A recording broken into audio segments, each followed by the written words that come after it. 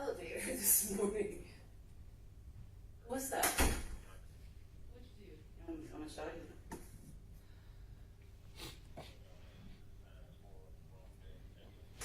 They all right back there?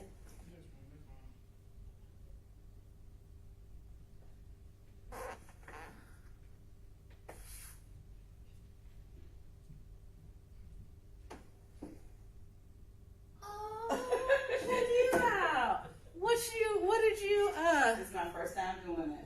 So I have cucumbers, green beans, Good choices. tomatoes, marigolds for the pollen, Yes. and bell peppers. Marigolds to keep away insects or something. Like certain larvae. So I went to a preparedness. Things that will eat your tomatoes. I went to a preparedness class. Dealing with estate planning, be prepared for emergencies. Yeah. Things like your bug bag, your bug out bag, I think is what they call it, bug out bag. And then there was another lady to talk about gardening. Oh, So nice. it was really neat. So next time we have it, I have to invite you. She was so Yeah, great. let me know. Those are right up my alley. All three of those up. Yeah. Good morning. Oh, Mr. Norman, here's a new page. Y'all, here's a new picture of the thing. I just got it this morning. Hot off the press. Now she's beginning to Yeah, I ain't that expressing emotion. That's when it gets fun. Yeah.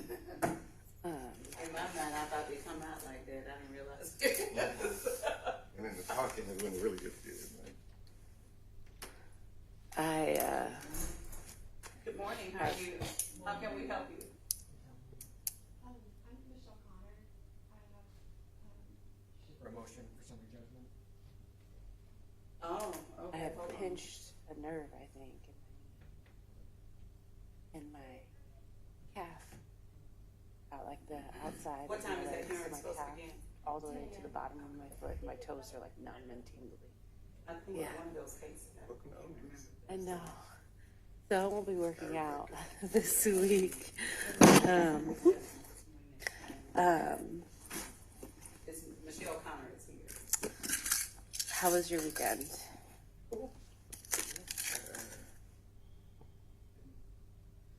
Yeah, I got to go to went to the festival this weekend. Artwork. Go versus offer. Is that case? It's very expensive Okay, things. Robin, No, I don't She know. told everybody. I kind of woke how up she today sent like, an email. So I'm not sure if you received the email or if you're a part of that the chain of local emails. agency. The email was sent he probably. he I dropped, believe, he Thursday or drove it, Friday he of bought last 3 pieces, Is that about right? 2 from the same artist, and then which was a lot, Okay. and then 1 from another artist, but Oh, they came from out of state. yeah, I didn't get the email. delivered both of them last night after the festival. May 7th at 11 a.m. Via Zoom. Via Zoom. Via Zoom. Is there any way to email me a copy of that? Can I get your email address? Do you have a card or something?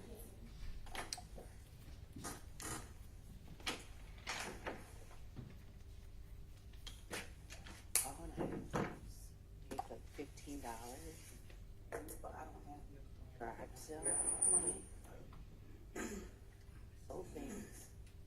Like, I was like, but that has like, she's like in And I won't give her the more snow. information, right? Like, that's actually we get off. But we actually come all the way She can come up here and bring it to me. across like Memorial. Whatever you want to do. Like it's called Adams Overlook. His house is over there. Like, Moore's Mill like blew up. It's nice. Oh, yeah, no, they were on that. They And tore down those things. state over there that is insane, and they've been working on it for like years because we've been driving by it is insane. But there's like Ms. Connors. Oh, you can not okay. I just Oh, his, apologize in okay. person. Like, like it was like, but I do think that's that area. Like when you are going into like Marietta, I think Marietta. Oh, yeah, no. I'm not on it. I didn't know they were I pulled on my it. daughter out of her specialized So- school. Speaking of, Her I'm from very upstate. sorry. found But out it offer will on be. their all cash, and then, Is there any way there can be a note that I live out of state so I don't have to keep going to the Yes, school? yes, we'll do that. We'll just do everything from Zoom. This is her. Okay. I've gotten all, I'm Well, assuming okay. I've gotten all the other emails, but I didn't get that they one. were doing it normally bidding more, because of Trump, like, people are like, that's crazy. Yeah, that's why I'm like, Remind me, just. Sarah had We walked no, through. no wheelchair, no nothing, straight out. And she, they were covering his review, 30,000 last for the repair. But you know, I'm not getting the repair. She should take it like, this is kind of, right now, this is right, And so you might not get another offer. she's making the repair, and then she's.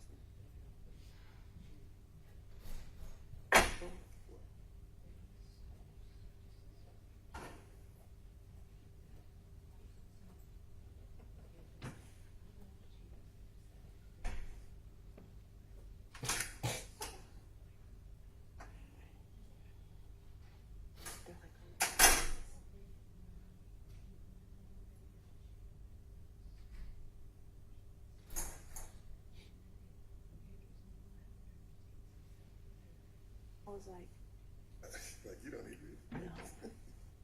You live in a one bedroom that is like,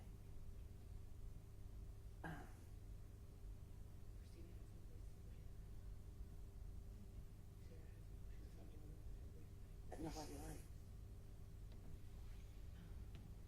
I was getting text messages about this all weekend from people. I don't respond to anything, I don't know. Well, it was Rashid from our office, but These things. that it's, people are talking about it in Chicago. Mm-hmm.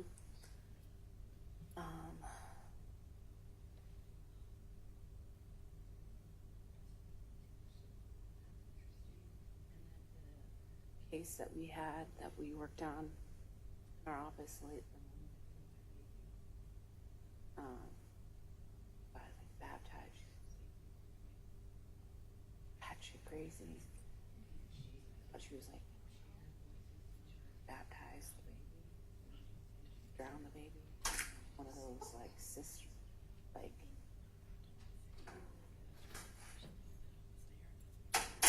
Like a river. Cold water.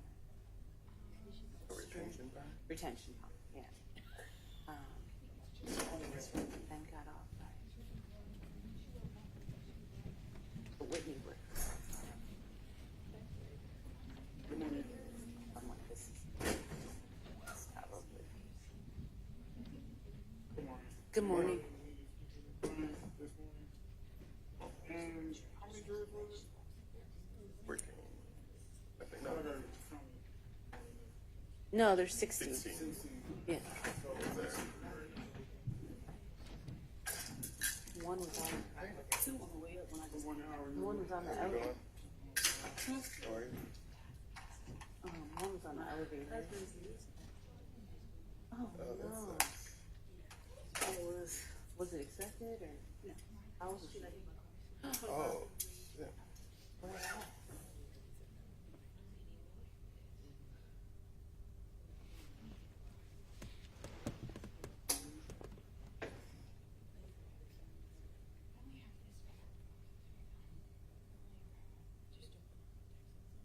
Wait, but they Sorry. saw her? I thought they saw her. How old is she? Oh, that's terrible, Claire. Oh my. As a lawyer, all I can think about is, can we sue? I can't. If you have a lawyer, can I sue? That's a yes. Oh, let me get hooked up. Yes, sir. Can I take you out here real quick? Do I want to come? Or no? No, I mean, well, you can. It's not.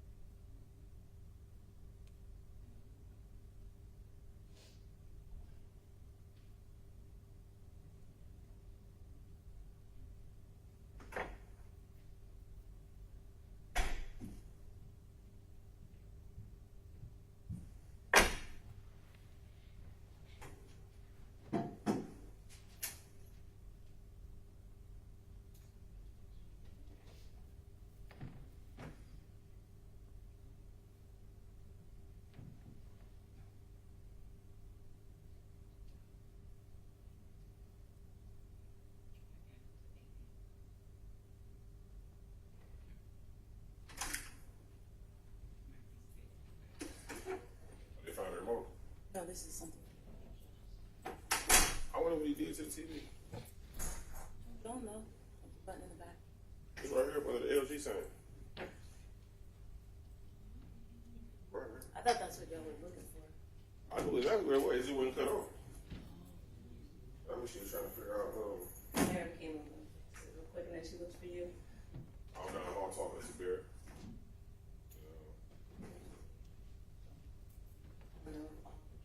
Nope. Listen.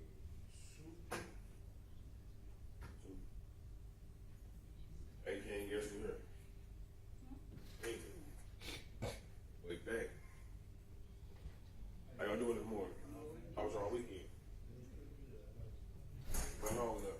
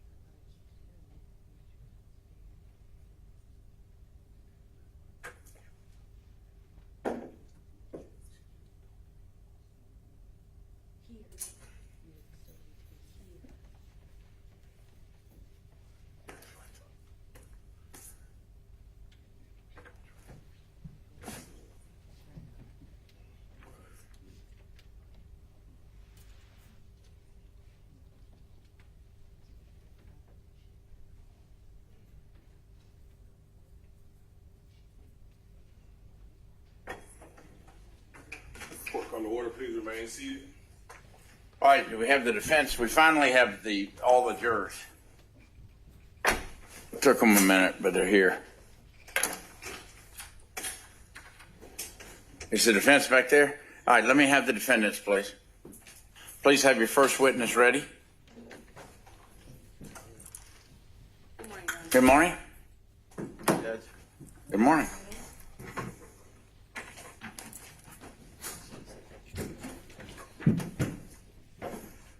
But if I can just have one moment. I'm gonna have one moment come step out. I think they're so far. Okay.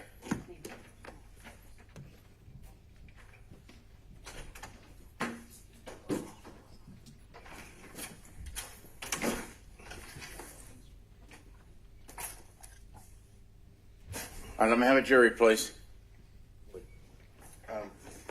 One moment before they come in, Your Honor. I just wanted to make the court aware. I think I told Ms. Jones, I don't know if I told you somewhere or not, but I have a witness that is necessary that's not available on Thursday. I don't know how much longer your case is going to go, but he's taking his lieutenant exam Thursday.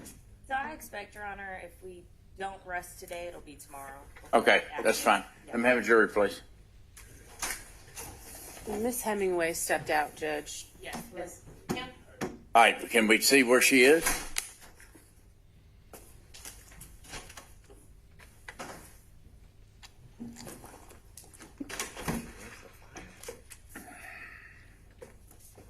I need to be set up here, right here.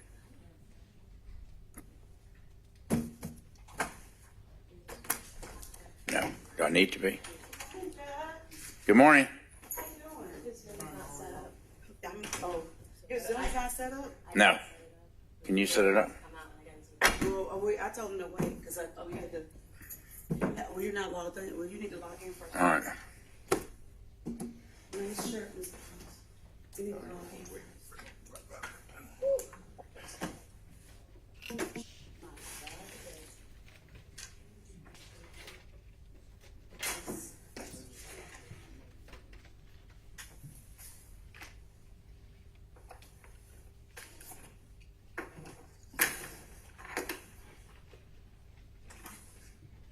Okay, it's on. Go to your email. My Outlook. Give us a second. All rise for the jury. How do I do it? We still.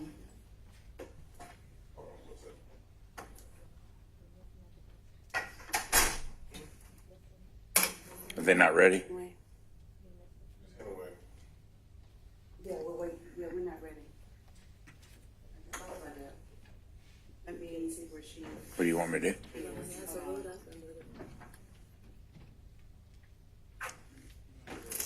not ready.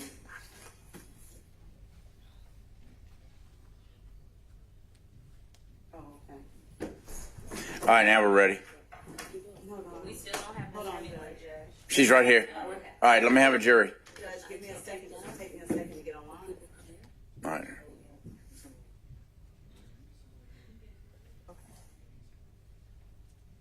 This will be live stream. Once you get on, it takes me a minute. Now what do I do? Hit launch meeting?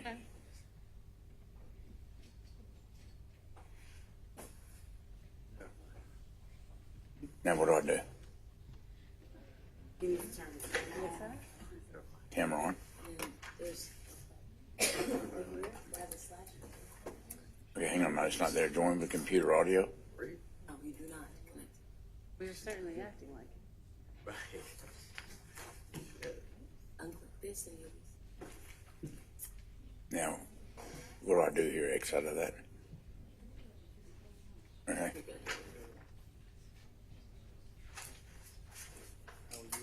Recording in progress. All right, we're ready for a jury.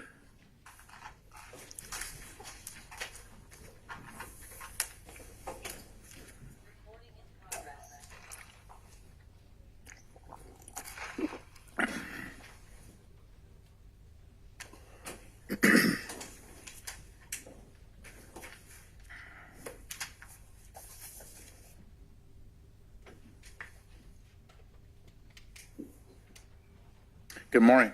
Morning.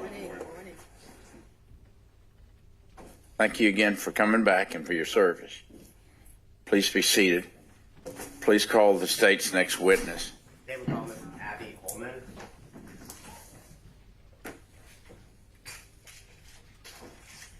Good morning.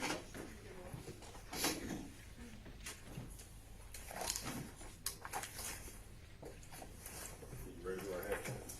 You swear upon the testimony you're about to report the truth, the whole truth, nothing but the truth. Okay? I do. Maybe let your first and last name explain both of you. It's Abby Holman, ABBYHOLMAN. Please speak into the microphone. If I can move the chair. You can adjust the microphone. Good morning. Good morning. Ms. Holman, can you tell the jurors how you are currently employed? I am currently employed at the Georgia Bureau of Investigation in the Division of Forensic Sciences in the Firearm and Toolmark section. Okay. And Ms. Holman, how long have you been employed with the Georgia Bureau of Investigation or the GBI? I've been employed for about 4.5 years. Okay. And have you always worked within the firearms section in those 4 years? Yes. And can you explain to the jurors a little bit what is the firearms section of GBI or the Georgia Bureau of Investigation? That is just the section where we receive any ammunition components that have been fired. So that's bullets and cartridge cases or any firearms that are related to an incident that are sent to us. Okay, and as a member of that section, can you tell the jurors a little bit about what you do or what your daily job duties and responsibilities are? Yes, so my main duty as a firearms examiner is to determine whether a bullet or cartridge case, so there's fired ammunition components, have been fired from a particular firearm. If a firearm is not submitted with a case, it's to determine what type of firearm those ammunition components potentially could have been fired from. And can you tell the jurors a little bit about your educational training and background as it relates to what you just described that you do as a firearms examiner? Yes, so I have a Bachelor of Science in Forensic Science from the University of Tampa. Then after getting hired in the GBI in 2020, I went through a 20-month in-house training program. So this trained me in all of the areas that we provide services in. So it's going to be firearms, their operation, manufacture, and design, as well as ammunition. It's going to be the microscopic comparison of those fired ammunition components. And then we also provide serial number restoration, muzzle to target distance determination, and tool mark analysis. And you said you've been doing that, I guess, for the entire 4 years that you've been with GBI? Yes. Can you tell the jurors, in your time working as a firearms examiner, can you estimate for the jurors about how many cases that you worked while being a member of the GBI? My estimate would be around 180 cases. Okay. And of those 180 cases, did they all involve analyzing, testing, working with ballistics evidence, whether it be shell casings, projectiles, bullets, things of that nature? Yes, they did. At this time, Your Honor, the state would tender Ms. Holman as an expert identification. No objection. No objection. So declared. Now, I want to start, Ms. Holman. Can you explain to the jurors, are you able to determine how bullets and cartridge cases are fired from particular firearms? Yes, we are. And can you explain to the jurors a little bit about how you're able to do that? Sure.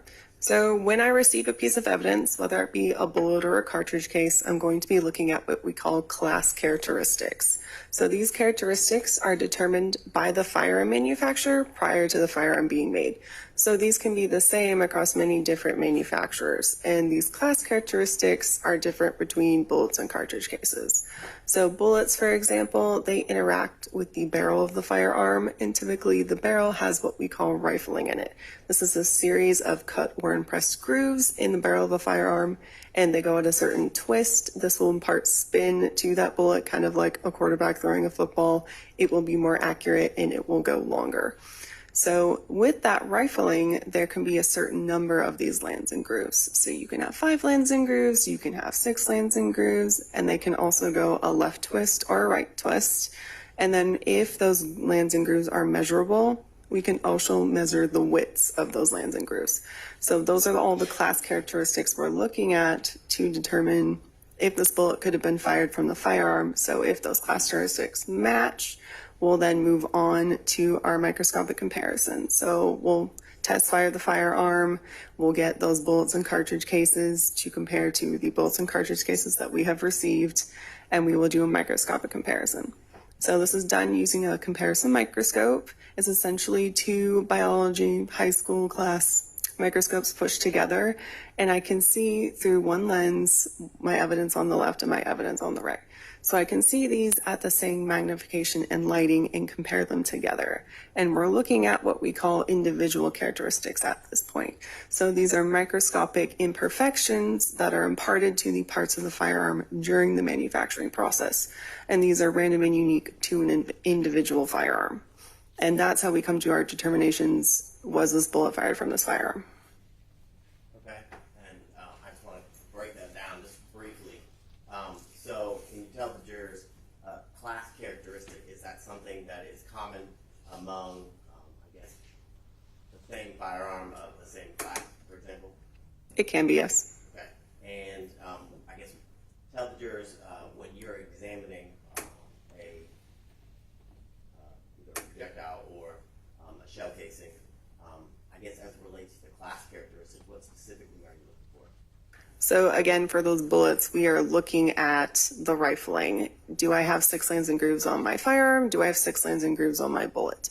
Are they measuring the same distance? Are they going at the same twist? And then we also look at caliber. So caliber is just the specific type of cartridge that a firearm is chambered for. So if you have a 9mm pistol, you can shoot 9mm cartridges in that firearm. And then for cartridge cases, it's a little bit different. They're interacting with a different part of the firearm. So during that firing process, the bullet is going to go down the barrel, and then inversely, the cartridge case is going to slam back up against what we call the breech face of the firearm. That breech face is just there to kind of contain and hold that cartridge case during the firing process. So during the firing process, a firing pin will come out of an aperture, and it will hit a part of the cartridge, what we call the primer. So this primer is going to ignite a spark, and that spark will then ignite the gunpowder in the bottom of a cartridge. That will then send the bullet down the barrel and this cartridge case back up against the breech face. So that,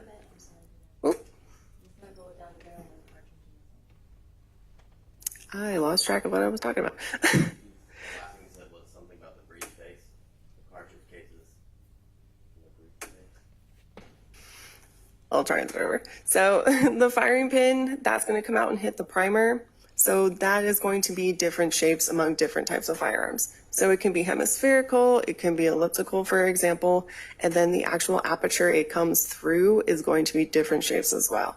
So it can be rectangular, it can be circular, stuff like that. So we're looking at the shapes of those on the cartridge case compared to our firearm as well. And then the breech face itself can be machined differently, firearm manufacturer to firearm manufacturer. So we can have granular breech face marks, we can have parallel lines on there, they can be arched, and they can also be circular. So we're looking at all of these things to determine, could this have been fired from this firearm? Now, at this moment, are you only able to do testing or the testing you described if you have, let's say, a firearm? If I want to make test fires and compare it to evidence that I have, yes, but we can also potentially tell what type of firearm a bullet or cartridge case, if it's just by itself, could have been fired from. Now, if you have, let's say, a series of cartridge casings and then a series of projectiles, can you explain to the jurors when you have those two types of ballistic evidence, are you able to compare one to the other, or do you only compare shell casings or cartridge casings to cartridge casings and projectiles to projectiles? So we only compare bullets to bullets and cartridge cases to cartridge cases because they're interacting with those different parts of the firearm. They will not have any of the same markings. Okay, and can you tell the jurors what is the difference between a pistol and a revolver? So a pistol, the main difference is that those cartridge cases, once the firing process is done, they are going to be automatically ejected and extracted out of the firearm. With a revolver, you have to take them out manually. Now, you tell the jurors as a part of your process and procedures after you've completed the testing and the procedures you just described, do you memorialize your findings or conclusions in a report each time? Yes, we do. And can you tell the jurors after you have done your testing and before a report is completed and released, can you explain to the jurors the process of DBI requires as it relates to peer reviewing and things of that nature in order for the report to be complete? Yes, so we have a two-step peer review process. So the first step of that process is called verification. So after I've done any of my microscopic comparisons, all of that evidence is then given to a second qualified examiner. They're going to look at all of my evidence. They're going to come to their own conclusions about that evidence. And then if our conclusions are the same at the end of that process, I can then go ahead and draft my report. Once it is drafted, it will be peer reviewed by a third qualified examiner. So they are looking inside my case file at all of my documentation, all of my photos. They're making sure I followed all of our policies and procedures and that the conclusions on my report are supported by the data in my case file. Now, before you do the testing that you described, can you explain to the jury briefly the process and how you receive evidence that you're going to eventually do an analysis or perform a test on? Yes, so we receive evidence in one of three ways. It can be received by our evidence receiving section directly from the agency that is submitting it. They can put it in a lockbox and then we open it from the other side and that's how we get it. And then you can also ship evidence to us. So once we get the evidence and evidence receiving, those people will take the evidence, take photos of it. A Division of Forensic Science case number is assigned to that particular case. And every single piece of evidence for that case will have a little label with the barcode for that. So that keeps track of the chain of custody. We will scan it from one location to another location. And then it'll have that Division of Forensic Science case number on there.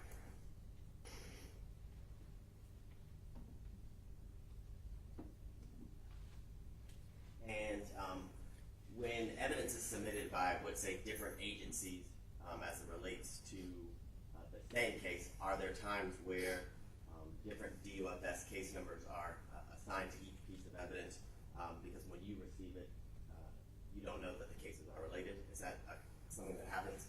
That can happen, yes. Okay.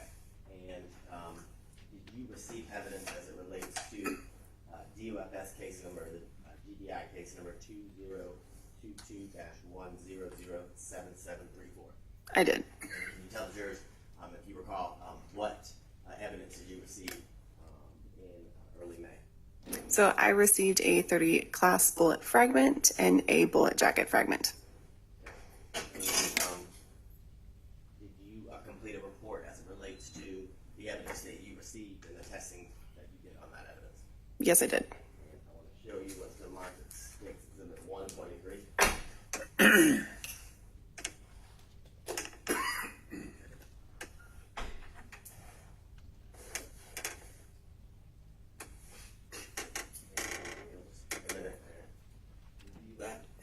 Look up when you're done.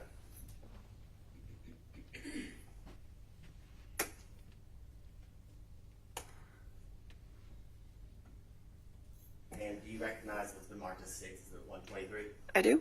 And can you tell the jurors how you recognize it and what it is? This is the official report that I wrote for this case. It has the Division of Forensic Science case number at the top, and then it also has my signature at the bottom of the report. And is this report in States Exhibit 123 a fair and accurate copy of the report that you did as it relates to the evidence that you described that you received the bullet fragment item number 3 as it relates to this case? Yes. This time around, the state tender was marked as States Exhibit 123 in the evidence. No objection. No objection, Your Honor. So admitted, you may publish. Now, Ms. Holman, can you explain to the jurors or tell the jurors where did the evidence that you tested as it relates to this report, who was it submitted by, or where did it come from? It was submitted by the Fulton County Medical Examiner's Office. Okay. And can you tell the jurors what exactly was submitted, or what was the evidence that you reviewed? So I received a 38 class bullet fragment and then a jacket fragment as well. Can you explain to the jurors what's the difference fragment and a jacket fragment?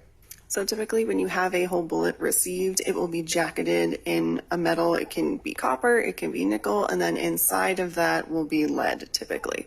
So I received a bullet fragment. It wasn't an entire bullet, it was damaged. And then I received just a part of that bullet jacket. So it's just going to be that copper or metal jacket with no lead attached to it. And I want to show you previously admitted into evidence that states Exhibit 122. And if you'll take a minute to look at that. Is that the evidence that you received from the Fulton County Medical Examiner's office that you just described? Yes, it is. Okay. Now, can you explain to the jurors when you received that evidence and the first steps that you took as it relates to the testing that you performed? So when I first received this, first thing I'm going to do is look at those class characteristics to determine potentially if I can give a list of firearms this was fired from, since there was no firearm submitted. So we're looking at the type of rifling, we're looking at does it go left or right, we're looking at if I can potentially give a caliber to this bullet, all of those class characteristics. Okay. And were you able to, from looking at the type of rifling, whether you were able to see if it went left or right, and the caliber of the fragments, were you able to come up with or provide a list of potential firearms that it was fired from? Yes, I was. Okay. And first, what caliber was the fragments that you tested in item number 3 from your report states 123? So the bullet fragment was damaged, so I gave sort of an umbrella class caliber. So 38 class is the caliber I gave this bullet. So within 38 class, you're going to have different specific calibers. So that includes 9mm, it includes 357 SIG, it includes 38 special. So there's a lot of different calibers underneath this. And since it was so damaged, I couldn't particularly tell what specific caliber this bullet was. Okay.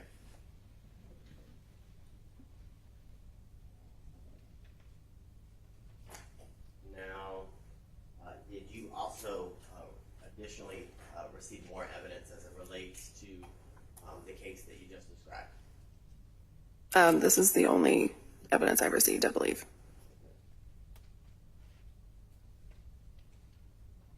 I want to show you what's been marked as states at 124.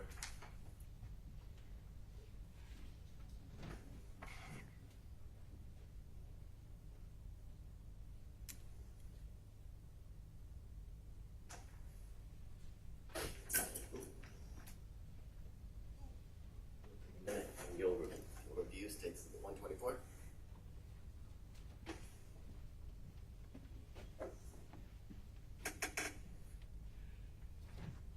Do you recognize states at 124? Yes. Okay. And can you tell the jurors how do you recognize it and what is it? So this is the official report I rendered. It's a different DOFS case number at the top with my initials at the bottom. Okay. And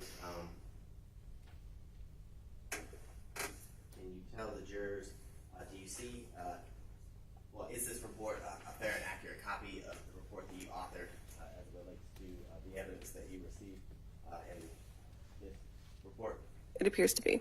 Your Honor, at this time, the state would tender with remark that states that 124 into evidence. No objection. No objection, Your Honor. So admitted, you may publish. Now, Ms. Holman, do you see, you saw states at 123 in front of you as well?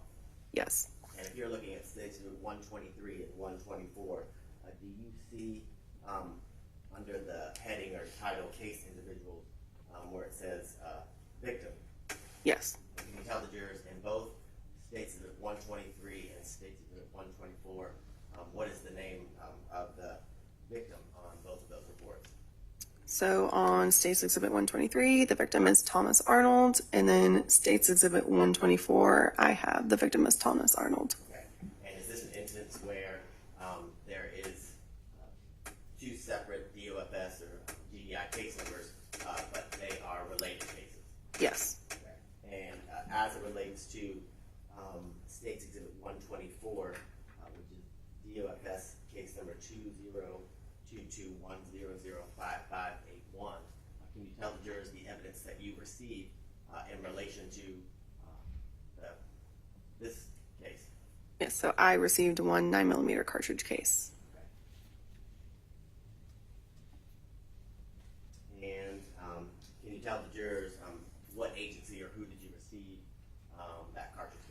So this cartridge case came from the Fulton County District Attorney's Office.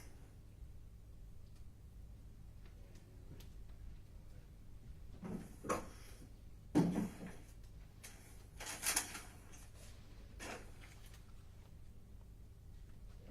showing you from entered into evidence previously as States Exhibit 92. If you'll take a minute to look at that, do you recognize States Exhibit 92? Yes, I do. And can you tell the jurors what is States Exhibit 92 as it relates to the testing that you did and the items listed in States Exhibit 124? So this is the 9mm cartridge case that I received. And can you describe for the jurors? I know we talked about the evidence that you received and was reported in your report in States Exhibit 123 were bullet fragments. Can you tell the jurors the process and the procedures or the initial testing that you do as it relates to this piece of evidence, a cartridge case? Yes, so this is the same process. We're going to be looking at the class characteristics of the cartridge case. So that firing pin impression, what shape is it? What shape is the aperture that it's going through? What are the breech face marks looking like? And we also have the extractor and ejector. So the extractor will actually pull the rim of that cartridge case out of the chamber. So that will leave a mark in a certain area on the rim of the cartridge case. And then the ejector will actually come out and hit that cartridge case and kick it out of the firearm. So that will be in a certain place and be a certain shape as well. So we're looking at all of these class characteristics to determine a potential firearm this could have been fired from. And when you're looking at the class characteristics that you saw as it relates to your review and analysis on this cartridge case, can you tell the jurors, were you able to come up with a list or determine a type of firearm in which this cartridge case was fired from? Yes, I was. And can you tell the jurors what was that firearm or what was that list? So it's consistent with being fired in Glock 9mm pistols. Okay, and can you explain to the jurors why or how were you able to make that specific finding as it relates to a Glock 9? Yes, so when we're looking at those class characteristics, we have an internal breech face database. So that's maintained by one of the examiners at the lab. It's known class characteristics from known firearms. So we have those breech face marks in there. We have what the firing pin shape is. We have what the aperture shape is. So we're going to plug all of the class characteristics of our cartridge case evidence into that database, and that will give us back a list of potential firearms that could have been fired from. Okay, and then just to go back to your report in States Exhibit 123, within the list that you provided from the possible firearms that would file the fragments, was one of the firearms listed within the list a Glock 9mm? Yes.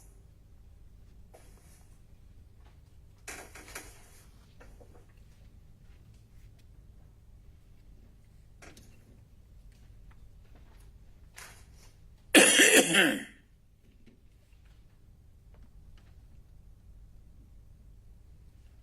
thank you, Ms. Holman. I don't think I have any further questions pending redirect. Defense counsel may have some questions.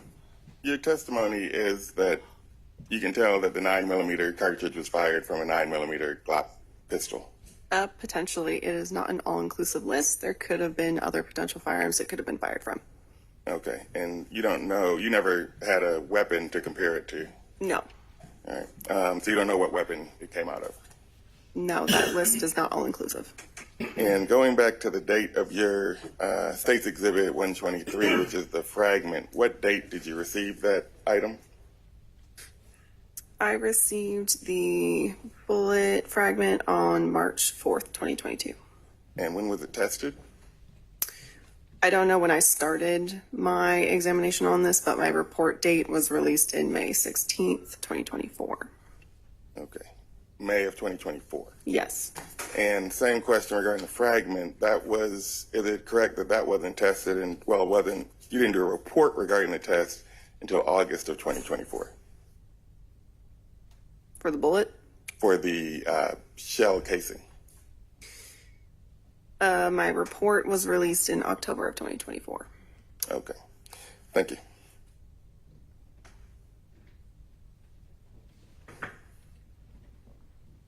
Morning. Good morning. Just one question. Normally, how long does it take to test the cartridge or the shell casing? It can depend. We do have a backlog of cases coming in, so we prioritize expedited case numbers that are going to court. We mainly work homicides at this point, so if anything is an aggravated assault or usually doesn't have a firearm associated with it, it could be any amount of time before we test it. Thank you. Anything further of this witness? Nothing further, Your Honor. May this witness be excused? Yes, Your Honor. You may be excused. Thank you. Thank you. Please call the state's next witness. If you call Christopher Malsaka, I'm not saying it correctly. We'll let him say it right. For the record, Ms. Court Reporter is Maselka.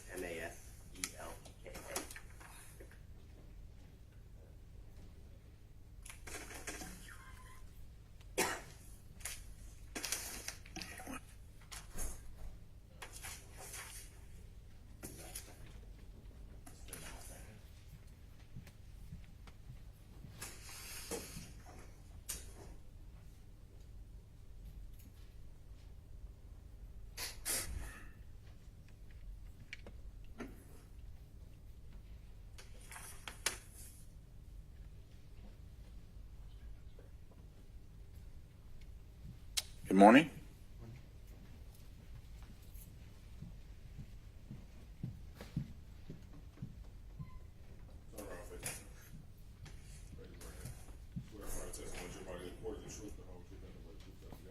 I do.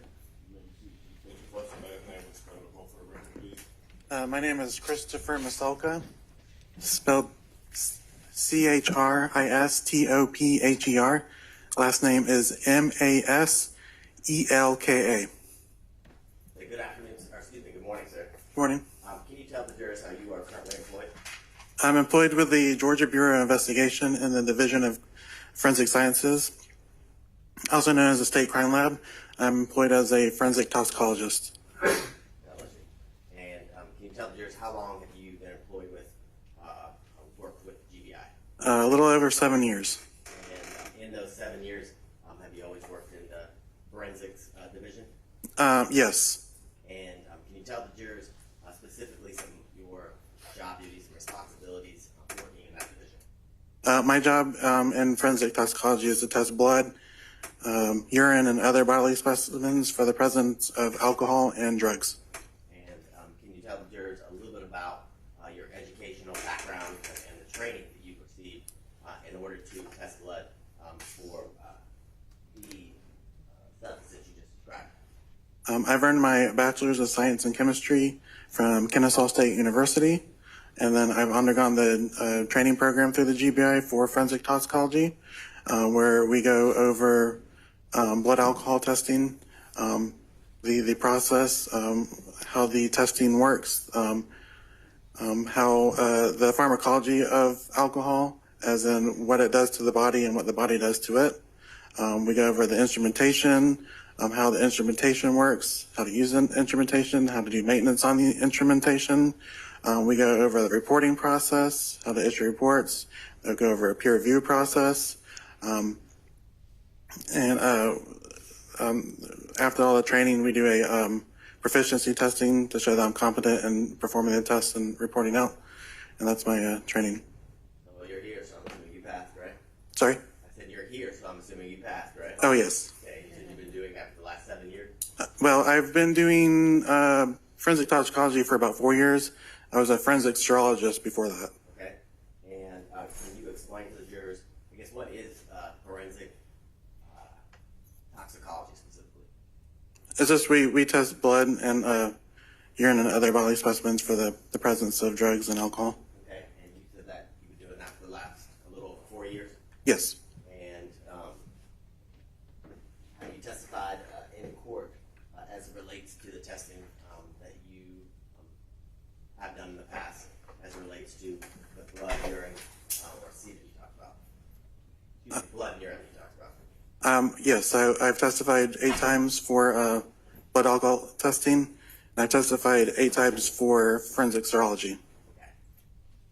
And Your Honor, this time, State Pretender Mr. Malseka No objection, Your Honor. So declared.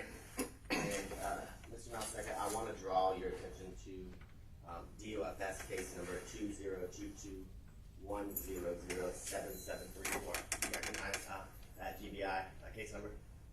Is that again? Say that again? Yeah, repeat it. Sorry, do you recognize that case number as a case that you received evidence and worked on? Yes. And can you tell the jurors what evidence did you receive and how did you receive it? Do you mind if I look at my notes? Sure. That will help refresh your recollection.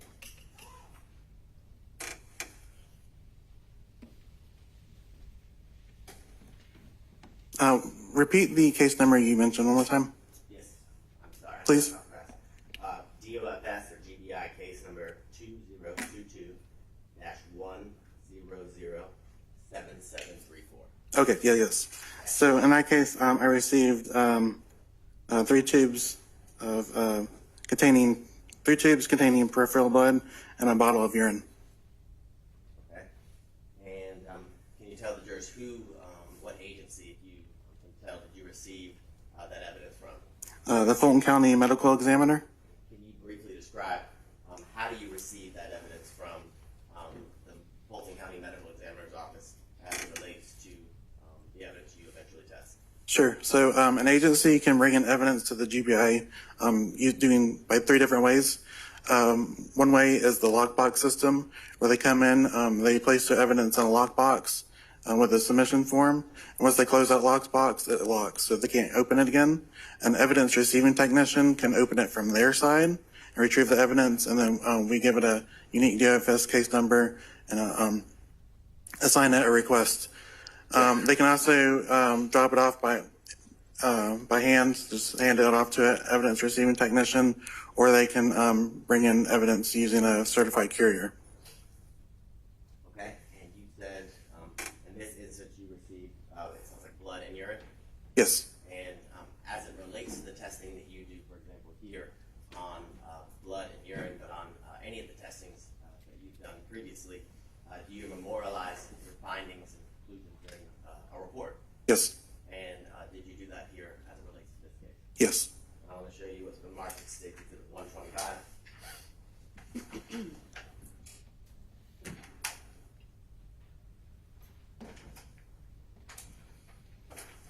I just marked on that, so I apologize.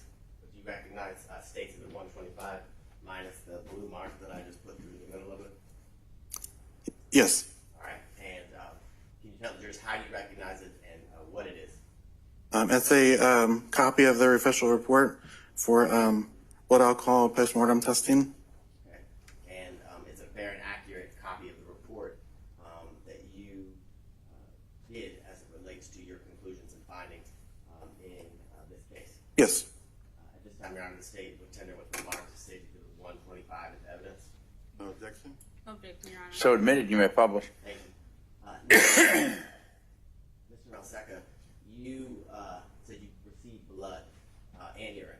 Can you tell the jurors who was the subject, or in this case, the victim, as it relates to the blood and urine that you received? The name is Thomas Arnold. Okay. And once you received Mr. Arnold's blood and urine from his autopsy, can you explain to the jurors the initial steps that you take as it relates to the testing that you performed? Yes. So in this case, I performed just blood alcohol testing. And so what will happen is I'll get assigned a set of cases from a manager, and I make that into a run list. And then I will retrieve all the evidence from our cold storage. And then the items have a barcode on them, so I can scan for electronically for the chain of custody, so they show that they're in my possession. I will take all the evidence items, place them on a cart, and I'll put them in order based off of the evidence items. So, if we start off with evidence number 1, I'll go from 1, 2, 3, 4, and so forth, and set that in order. For when I would test it, I will open each item one at a time. I'll make sure that the case number matches the vial or the little glass jar that I'm dispensing a sample of the blood into, and it matches my run list. I will dispense a sample into the vial, I will cap the vial, and then I'll put an aluminum frame on the vial and then crimp it so it's permanently sealed. And then I will place the tubes back into its packaging and heat seal it, meaning I melt the plastic packaging together so it can't be opened again, and then initial it, and then put that away and move on to the next item. And I'll do that for all the blood that I'm assigned for that case, or for that run. And then I'll do it again. So I'll take all the blood back out and put them in order, but this time I put them in descending order. So it'll be like from case number 10, case number 9, case number 8, and so forth. So I'll test them all again, but in descending order. And then I'll place both of those samples for each item onto our instrument. And the instrument is called a headspace gas chromatography mass spectrometry with the flame ionization detector, which is it's very long. We just call it a GC, or GC mass spec for short.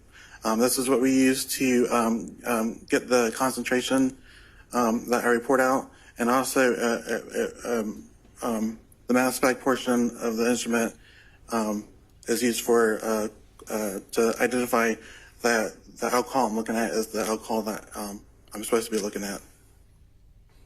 And then from there, I'll have the data to issue a report. Okay. And is your work that you just described, all the science that a lot of us probably went right over all of our heads, is it peer reviewed? Yes. And can you explain to viewers a little bit about the peer review process as it relates to testing that you did? So once I make up my report, it goes into a status called draft complete, and the next part it needs to be peer reviewed before it gets released. So another scientist that's trained in blood alcohol testing will look at my report and then look at all my data to make sure that they come up with the same conclusions that I did and that everything on my report is correct, and then it will get released out. Okay. And prior to the release of your report, just to back up to your testing, I want to make sure that we all understand. So you take some of the blood that you received and you put it in I call it a big spinner thing, right? Big spitter thing? No. What do you call, how do you separate the blood from the alcohol? The alcohol from the blood, excuse me. Well, the instrument actually does that. So what I do is I'll put it in a little tiny glass jar, a glass vial.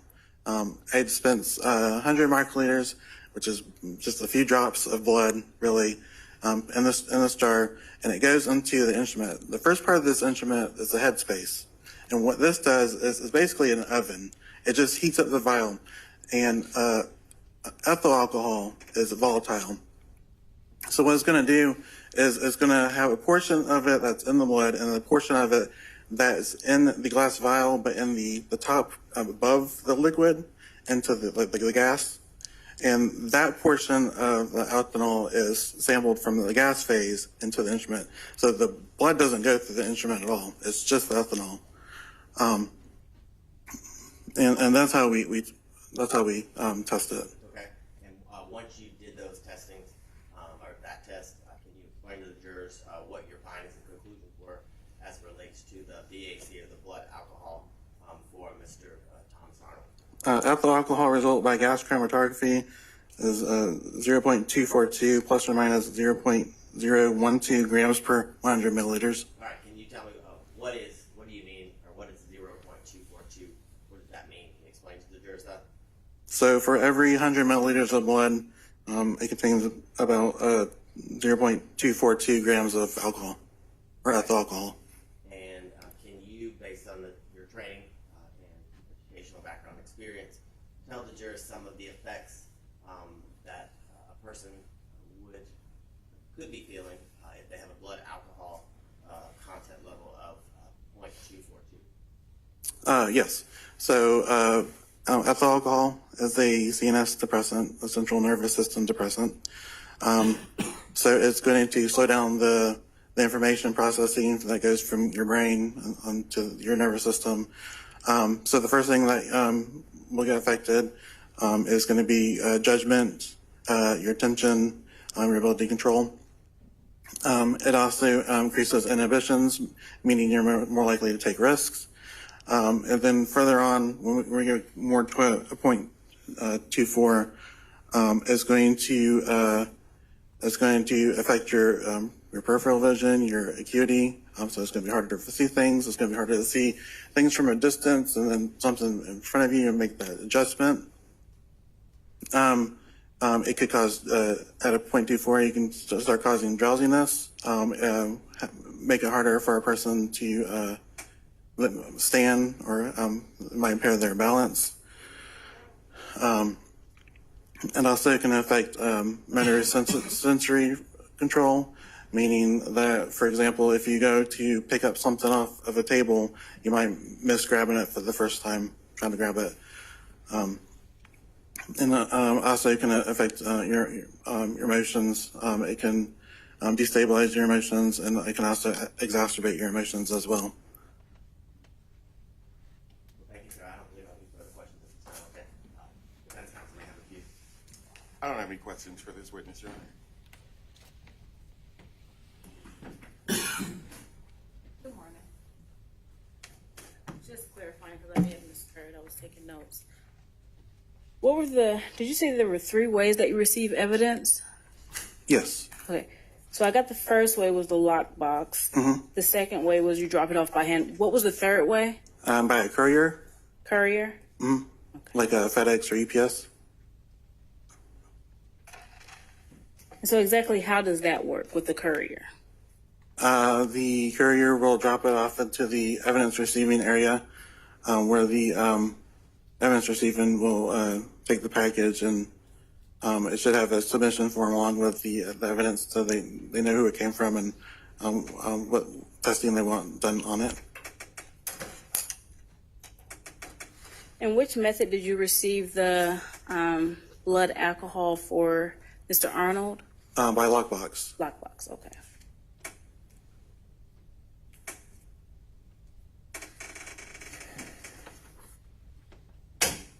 I don't have any other questions. Thank you. May this witness be excused. Yes, Your Honor. Please, you may be excused. Please call your next witness. They will call Mr. Michael McCarriger. Thank you, sir.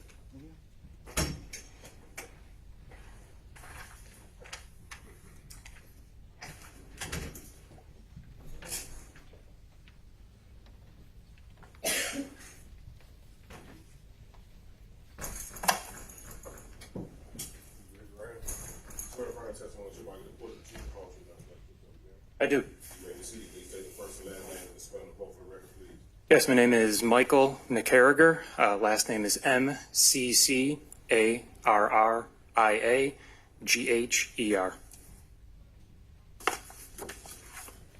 Good morning, sir. How are you today? Good, how are you doing?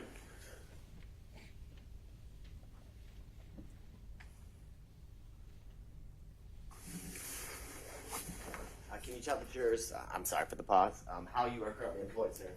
Yes, I'm the manager of the trace evidence section at the Georgia Bureau of Investigation. Okay. And how long have you worked with the Georgia Bureau of Investigation, the GBI? Almost 18 years. Okay. And you said you currently are the manager of the trace section? Yes, that's correct. In your 18 years, have you always worked in that section? I have. And can you tell the jurors, what is the trace section? The trace evidence examination section analyzes things that are microscopic in nature. The types of testing we do involve hairs, fiber, paint fragments, glass fragments, as well as gunshot primer residue. Okay. And can you explain to the jurors a little bit about your educational background and training that you received to analyze those microscopic things that you just described? Sure. I have a bachelor's degree in biology with a minor in chemistry from the State University of New York College at Geneseo. I have a master's of science in forensic science from Marshall University. When I got hired by the GBI in 2007, I was first trained to do gunshot primer residue examinations. It was about 8 months long. I also completed training programs for hair examinations, which was approximately a year, and glass examinations, which was approximately a year. And when you, I guess, can you explain to the jurors when you started with the GBI, a little bit about, I guess, the roles and responsibilities that you played as it relates to the testing that you did before you became the manager of that section? Sure. For the first 6 or 7 years, I was a scientist on the bench. I worked cases in gunshot residue, glass exams, and hair exams. At about the 6-year mark, I became the assistant manager of the section for 3 or so years. Spent half my time working cases, half my time managing, and now as the manager of the section, I'm pretty much purely in management. Okay. Your Honor, at this time, the state would tender Mr. McCarter as an expert in trace evidence and hair examination. No objection. No objection, Your Honor. So declared. Thank you, sir. Now, we heard about this from a little bit from your colleagues before you testified, but can you explain to the jurors how you receive evidence as it relates to things that you're going to test in the trace evidence department? Sure. The vast majority of the evidence that we receive at the crime laboratory comes in through what we call lockbox system. There is a wall that has a locker embedded in it, and it has doors on both sides. So the submitting agency can drop their evidence and the supporting documentation into the locker, close the door, and that can only be opened from the inside by an evidence receiving technician. Evidence receiving technician will take that evidence. They will start a chain of custody for it. They will take images of how it was received by the GBI. They will scan in all the supporting documentation like the submission forms, and then it gets routed to whatever section of the laboratory needs it to work, and that's how it comes up to me. Okay. And when it comes to you or members of your department, can you explain to jurors some of the first steps as you take as part of your protocol and procedures in the trace section? Depending on what the examination is, it may start with an evidence receiving or with a trace evidence technician. A technician's job, as far as hairs and fibers would go, would be to collect extraneous hairs and fibers off items of evidence and preserve them on segments of tape for later analysis. If this is what we're doing for that particular case, we usually send that item to the DNA or forensic biology section of the laboratory. They conduct their examinations, and the materials that we removed from that original parent item become a plan B of analysis. Okay. And can you kind of describe or give examples to the jurors of the types of evidence that trace evidence technician would use the tape procedure to get hairs and fibers off from? Sure. If it's an item of clothing or bed linens, that would be what my technician would tape lift, where you take a segment of clear packing tape and you put it on the surface of the item and lift it off. It's almost like not a lint roller, but you see what I'm saying. For other items of evidence that are smaller in nature, perhaps fingernail clippings, like that, they might just look at those underneath a low-powered microscope and remove with tweezers anything that they see, and then put it on a piece of tape. And I want to direct your attention to GBI case number or EOFS case number 2022-1005581. Can you tell the jurors, did your section receive evidence as it relates to that GBI or EOFS case number? Yes, we did. Can you tell the jurors what evidence was received by your section in the GBI? For hair examinations, it was a set of fingernail clippings. Okay. And can you explain to the jurors, once those fingernail clippings were received, what testing or procedure as it relates to collecting trace evidence or that microscopic evidence that you described was done?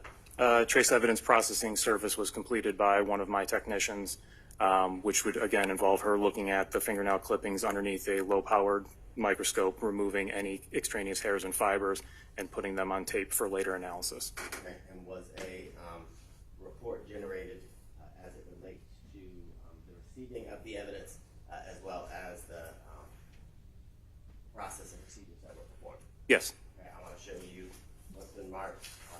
I guess, Your Honor, I have a tender what's been marked in states with 126 and 127 evidence by way of stipulation by all parties. So admit it. Now, I want to show you those exhibits of 126 and 127. In states of 126, can you tell the jurors what are we looking at there? This is what we call a case status update alerting the submitting agency that the collection that I just described was performed. Okay. And then in states of 127, can you explain to the jurors what that report memorializes as it relates to the procedures that were performed? At a later date, the potential hairs and fibers that were removed were viewed by a hair examiner, and no hairs were actually amongst that material, just fibers. And the materials that were examined were what again? Extraneous possible hairs and fibers that were removed from the fingernail clippings. Okay. And the fingernail clippings of who, from looking at your report, can you tell us? Yeah, they were identified to the laboratory as the fingernail clippings of a Thomas Arnold. And can you tell the jurors, from looking at State's Exhibit 127, who those fingernail clippings or those items of evidence that were examined by the trace section were received from? They were received by, in this instance, the Fulton County District Attorney Office, B. Higgins. And ultimately, did those items... Actually, I'd like to clarify. At a later date, the materials that were removed were submitted back to the laboratory by B. Higgins. The original submission of the fingernail clippings were from an N parent at the Atlanta Police Department. My apologies.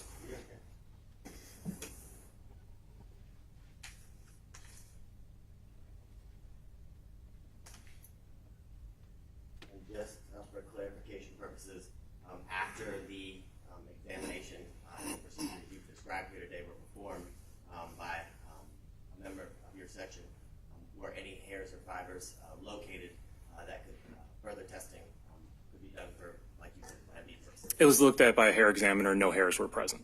I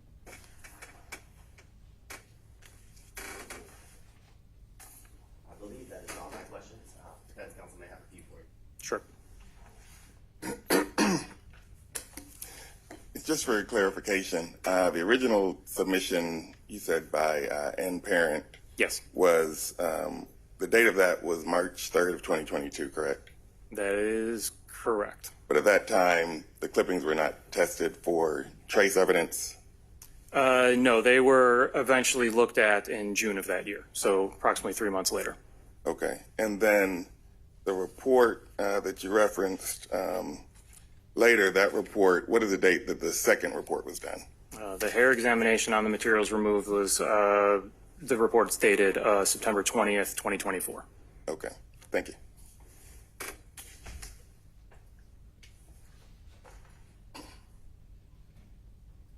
One moment, Your Honor.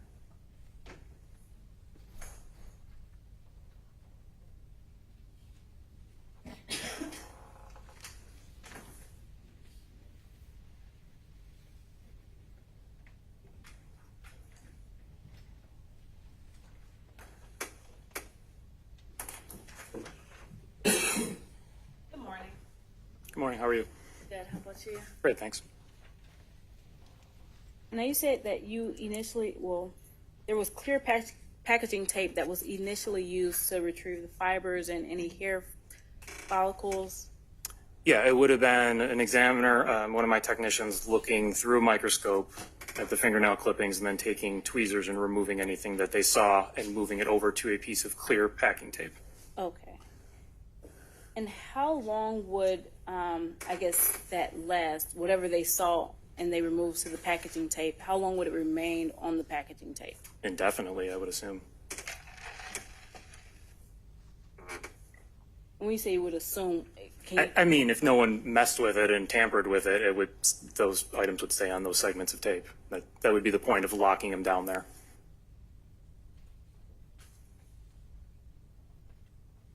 I don't have any other questions. Thank you. Anything further of this witness? And as it relates to this case, you have no knowledge of any tampering with any sort of evidence as it relates to what you testified to, right? No, sir. Yes, that's it, Your Honor. All right, sir, you may be excused. Let's take a 5-minute break. We've been going about an hour. Thank you. Your Honor.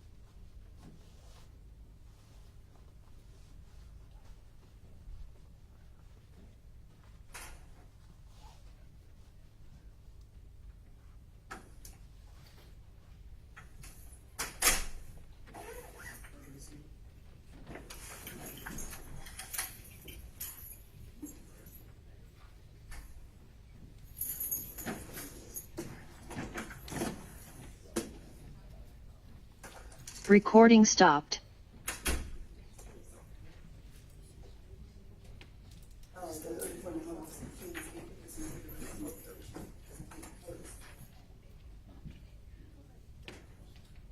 No, I was like, what is she saying? I said, is this a, I thought it was a cryptid. Oh, no, I figured it out. I said, which bag? And I'm standing there, which bag does she want? I said, who's gonna die? I was like, come down, she ain't got nothing, a bag to help these people in here. I started to feel it. Thank you for that. Oh, you're welcome. You are quite welcome. I had to laugh at myself.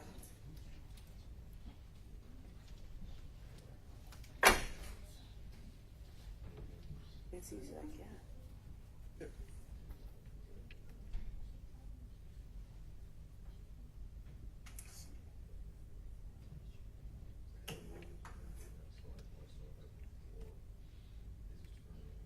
My straw.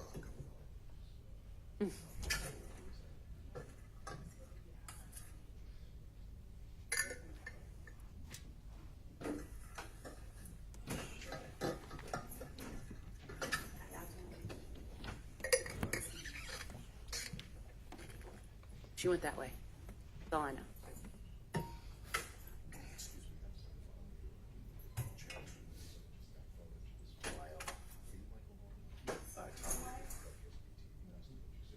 Are you representing the other defendant? No, I'm with Mr. Norman. Oh, okay. Valeria Hemingway? I'm sorry? Valeria Hemingway. Valeria Hemingway. Thank you very much. So, hold on one second.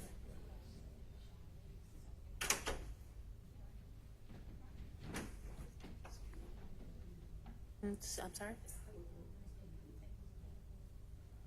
I think more, we still have more. Oh, today is a GBI. I think just one more person. After that, it should be.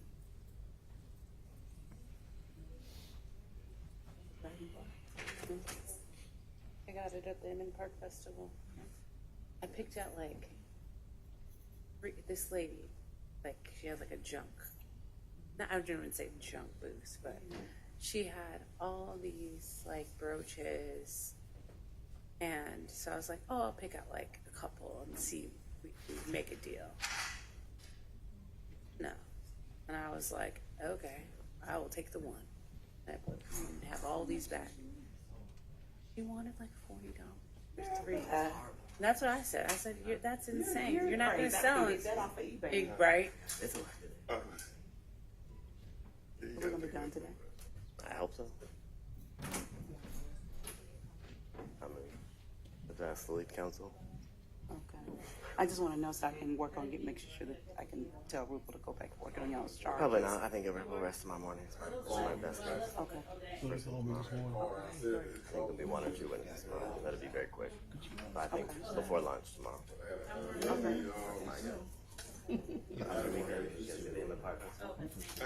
I did. How was it? It was good. Yeah, we bought some art and yeah. You were there on Saturday? No, we went on Sunday. Yeah. I have way large. I decided to. We're not in the noon, though. Yeah, you might not. You might not. They have the best gyros there, so my husband and I go every year. I saw something this morning. Ballistics experts. I like the location. A range of possibilities. When they came across, they said, do you know what the firearm was about? Right, I mean, is that what you got out of this? And what was this?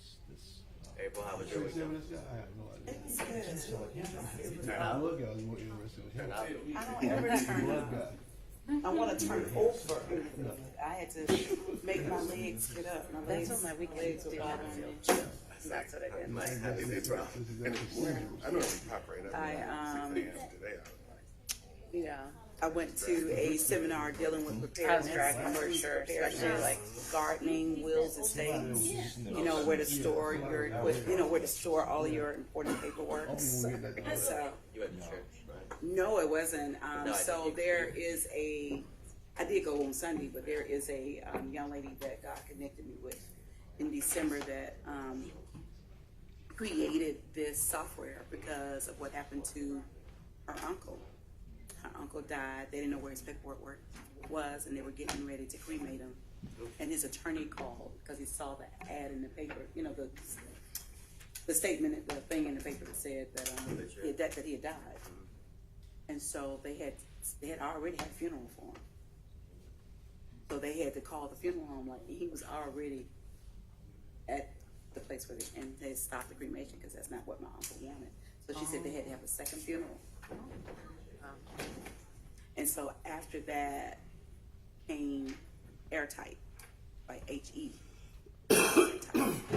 which is a cloud-based encrypted, I'm gonna call it a cloud-based program or whatever, that stores, I think she says had up to 2,500 files. So you can upload anything you want to upload and then whoever your heirs are, you select, I want them to have this file or that file or this bit, that bit, and you send it to them. Pretty cool. Isn't that neat? Wow. And so every year, she said, once you get your will updated, she said every year it's going to send you a reminder, hey, you need to update your will. She got all like little, I'll send it to you. It was really, it's on cutting edge, and the lady lives here, and it's less than a year old. I thought it was cool too. I was like, I need to introduce it to all the attorneys, but I was like, how do I do that? I need to get my life together. That's why I was sitting there saying, I said, I need to get my life together. I need to and so in know that where same my things are software, going. It'll help you write your will. Yeah. So yeah, I don't have my stuff together because I don't think about it. It's like dealing in the present, not yeah. My kids are getting all their money now, like Katrina's wedding and like I'm about to leave them $0. Well, you better put it in writing, especially when you have been married more than once, having kids, several. Yeah, it's like things come to me. It's a lot going on within that, you know, like I begged my dad, like, what's your story? What are you doing? You know, you were about dead the last time I kind of interjected myself and God saved your life, but the lady probably wanted you dead, and I wouldn't even let her, I wouldn't let her stay overnight. I stayed overnight while I was in hospital at all. And so my dad came and stayed with me to recover from his sickness twice. I mean, my dad didn't have anything, and we didn't get anything, but there's something out there. But I'm just, you know, and I'm the oldest, and I don't want to. Oh, I told argue my mom when my that parents pass. I would probably have to take the silent road. Not that I would want to, because I'm the first. And you don't have anything in writing, and you refuse to put anything in writing. So by law, we all get a piece of the pie. I tried. The only thing I adjust is my life insurance. If I do something big for one, I try to go in and change the percentage enough that it makes up for other ones. You know what I mean? Like if I gave you a house down payment, well, I'm going to leave my nephew everything, but I just need to put it in writing. And then putting it in a trust. And then, or get a trust and funding the trust. And, you know, it's just a lot to learn. and it's stuff that nobody really wants to think about. You I don't want to think about that, you know. And she even talked about that, like, I don't, because I thought me writing means that I was saying, yeah. But then, like, I had my friend that unexpectedly left here with babies, and, you know, with a 10-year-old. It just, it puts things in a different perspective as you get older. But, you know, some people use it to upload their kids' transcripts, medical, everything, because it's encrypted. I thought it was, and it's like $10, no, $12 a month. And, you know. I guess we don't like to think about it either, though, because my mom is always trying to give her like, death packet. Every couple of years, she'll pop up with an envelope. So here's the thing. So with that, you can either upload the documents for her, and she can give access to who she wants to have access to, but she has to send it, or she can upload something that says the envelope is in this drawer, blah blah blah blah, and send it to all the kids or whoever she wants to have it, and y'all go over there to her house and get it. So it's just different ways. Judy asked for the live, but it's the same. It's the same one, yeah. Or Zoom. I don't know. For the She can Zoom. either do that. Atlanta News First is doing it live. Fox 5 is doing But it live. it's the same Zoom that you sent last week, right? Yeah, it's the same. I haven't changed anything. I was annoyed with the photo that she put up and asked to take down. But she left I was out. like, that's not even professional. I asked her to take it down, and then it took. No, I hit her when I hit her, so nobody saw it. Oh, I could still see it though on the screen. You could see it, but I couldn't see it on mine. No, I could still see it up there. I could still see it here. Could you see it on the feed? Oh, I don't know, but I told her to remove it. And it took her too long.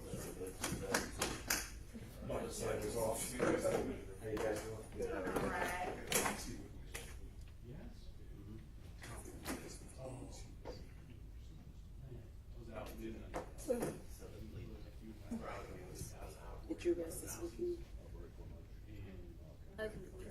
Great, thank you so much. I know. It'll be less boring. More forensic. It'll be less boring. Her mother goes to my church. That was what I was gonna wait and tell you. Oh, okay. I didn't know how she was related to you.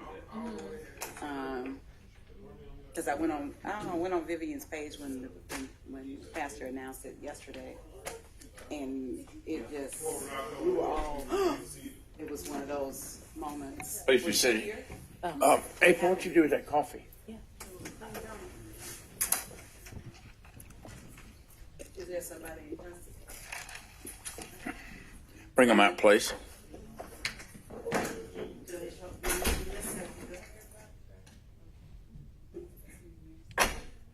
Who's your next witness, please?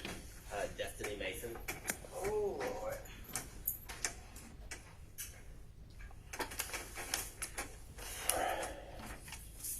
Recording in progress.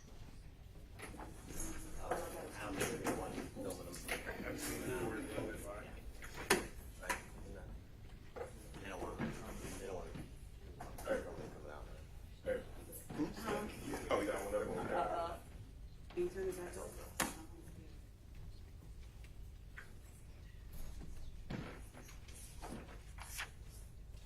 Before going in.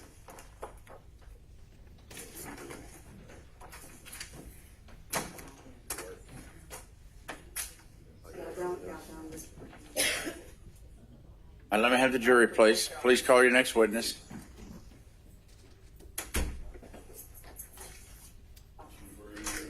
So just stay standing.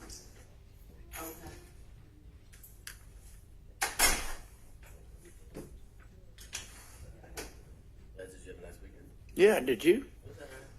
Another weekend. I went to a big event for the Humane Society. Oh, how was that? All these All people, right for the jury. all these people spent tons of money for animals. My sister-in-law was there. It's called the Bow Wow Brunch. Yeah. I was there.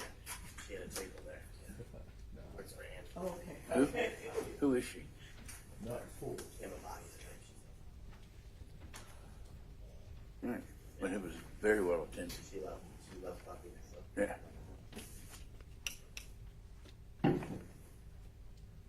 All true the present count, Your Honor. Please be seated. Thank you. Please call your next witness. David Palmer, Destiny Mason.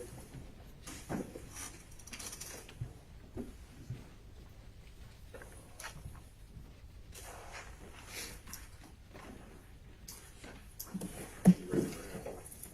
Swear from the testimony you're about to report the truth. Yes. Please state your first and last name and spell it both for the record, please. Destiny, Destinee, Mason, Mason. Good morning, Ms. Mason. Good morning. Can you tell the jurors how you are currently employed I am a forensic serologist. and where are you forensic serologist? I work for the Georgia Bureau of Investigation in the Division of Forensic Science, also known as the State Crime Lab, in the Forensic Biology section. Okay. How long have you been a employee or a member of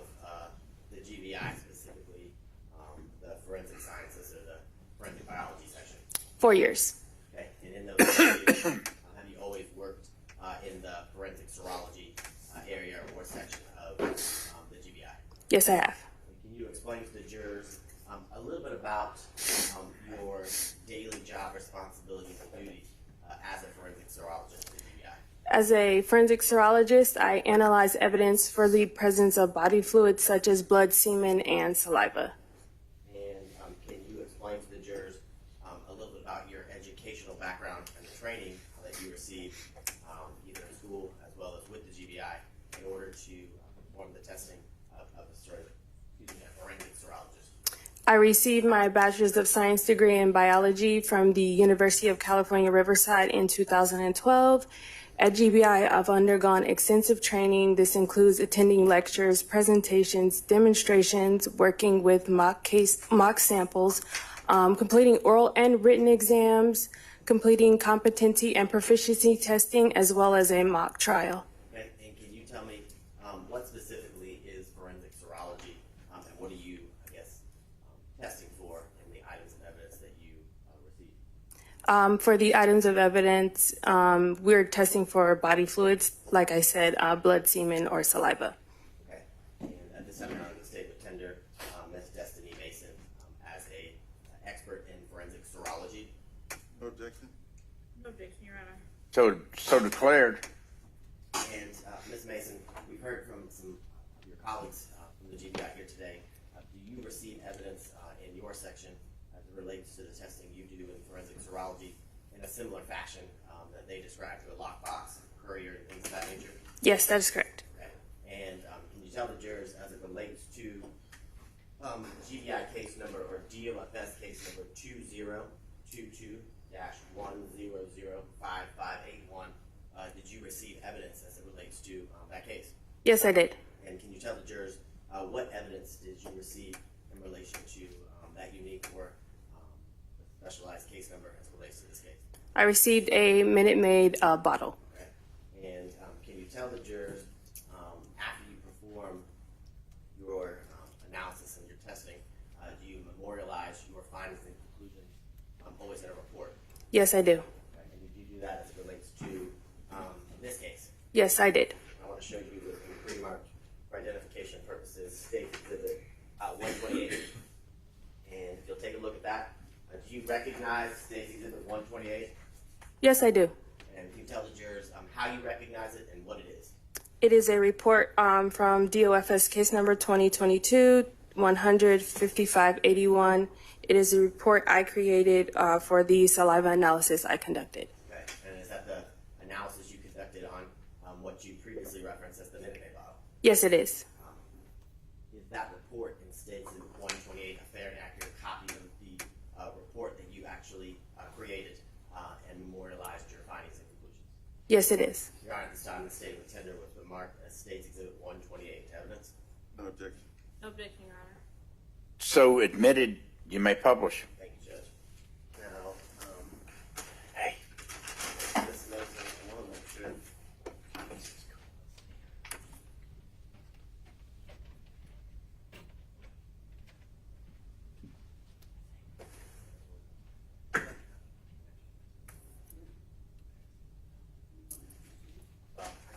You sure? Yeah. I want to show you what's already been admitted into evidence as State's Exhibit 91. And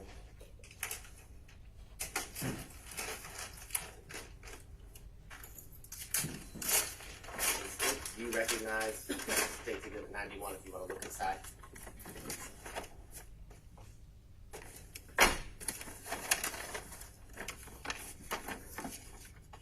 Yes, I do. Okay. And what is what's already been admitted into evidence as State's Exhibit 91? It's a Minute Maid bottle. Okay. And is that the Minute Maid bottle that you received and ultimately did the testing that you're here for today? Yes, it is. Okay. Now, once you receive that bottle, can you describe for the jurors a little bit about the first steps that you take and the processes and procedures that you do for your testing for your saliva?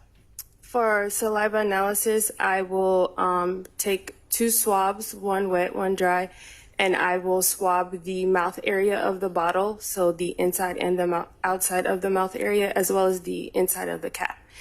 Then I will take small cuttings from those 2 swabs and add chemicals and observe if a color change occurs. If it is positive, it turns a blue color. If it is negative, it turns a clear color. Let me ask this question. How come you take this is a swabbing or swab, one wet and one dry? Why do you do that? To retrieve these possible saliva on the evidence. And you said once you take those swabbings, you said you have to take a cutting? Take small cuttings from both swabs, yes. And then once you've got your cuttings that you're going to do your testing on, can you describe for the jurors what is done in order to get the blue or remain clear result? So we'll add the cuttings to a small tube, and then we'll add chemicals to that tube. And if saliva is present on the small cuttings, it'll turn a blue color. If it is negative, it will not turn a color. It will just remain clear. And can you describe for the jurors what kind of chemicals are you using or putting in the tube with the cutting in order to get a positive result for saliva or a result that remains clear where indicates there's no presence of saliva? It is a blue tab that we add to prepare a solution, and then we add it to the cuttings. And if saliva is present, it will release the blue color into the tube. Okay. And in the testing that you performed here for this case, the cuttings that you described from the swabs from the inside and outside of the rim of the bottle and the cap, what were the conclusions you were able to come to as it relates to your testing? The Minute Maid bottle was negative for the presence of saliva. Okay. And on your report, it says fails to reveal the presence of amylase and enzymatic constituent of saliva. Yes, that's correct. That's what you're looking for? Yes, that is correct.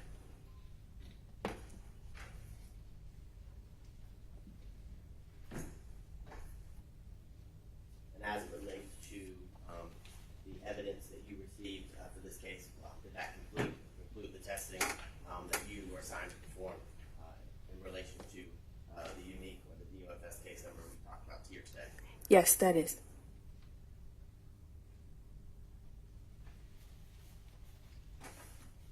Well, thank you very much, Ms. Mason. I don't have any further questions, but I have a few for you. Good morning. Good morning. It is possible to recover saliva from a plastic water or plastic bottle. Is that correct? That is correct, yes. Okay. And so if there was a similar, and let me just back up, that's a typical 20-ounce drink container, right? Yes, it is. Okay. And if there was a similar container left on the crime scene, it may have contained testable saliva. That is possible, yes. All right. And the date of your report was September 25th of 2024, correct?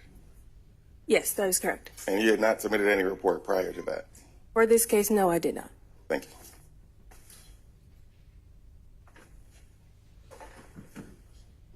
Good morning. Good morning.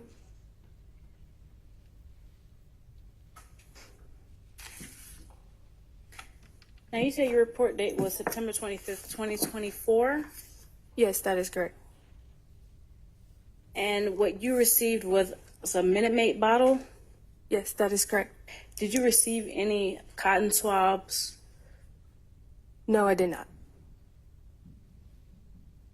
How long would you say that saliva might last on an object? I can't give you a specific amount of days, but it can last on there a while. What's a while? It could be up to years, depending on how the fluid was deposited on the item. How would it have to have been deposited on the item? Like drinking from the bottle or spitting on the bottle.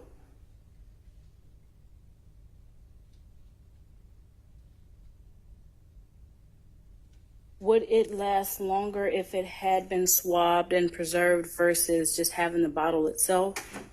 No, if there's saliva present, and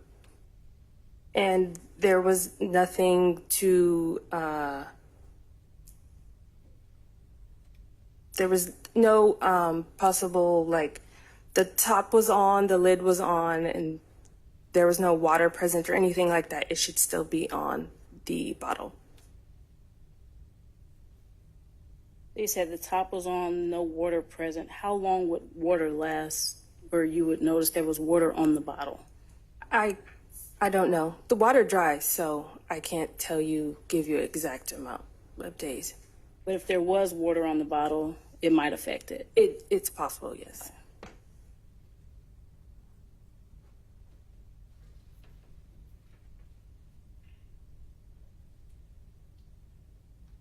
Is there a specific proper procedure to preserve saliva on an object?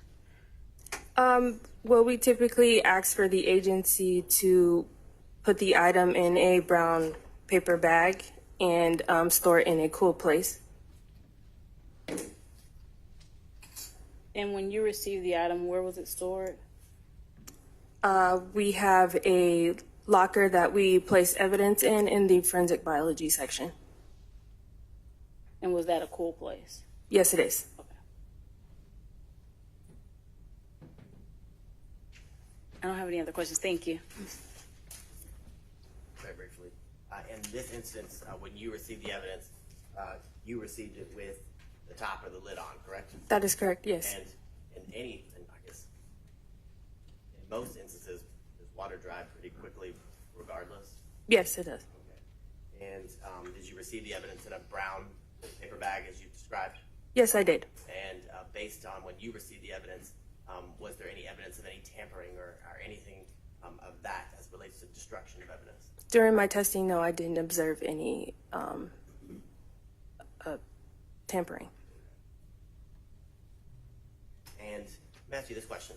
When you received the evidence, was the Minute Maid bottle, did it have any lemonade left, or was it an empty bottle? If I remember correctly, it was empty. No further questions? May this witness be excused? Nothing further from the state. Oh, yes. You may be excused. Thank you. Please call your next witness. The state calls Sergeant Parent.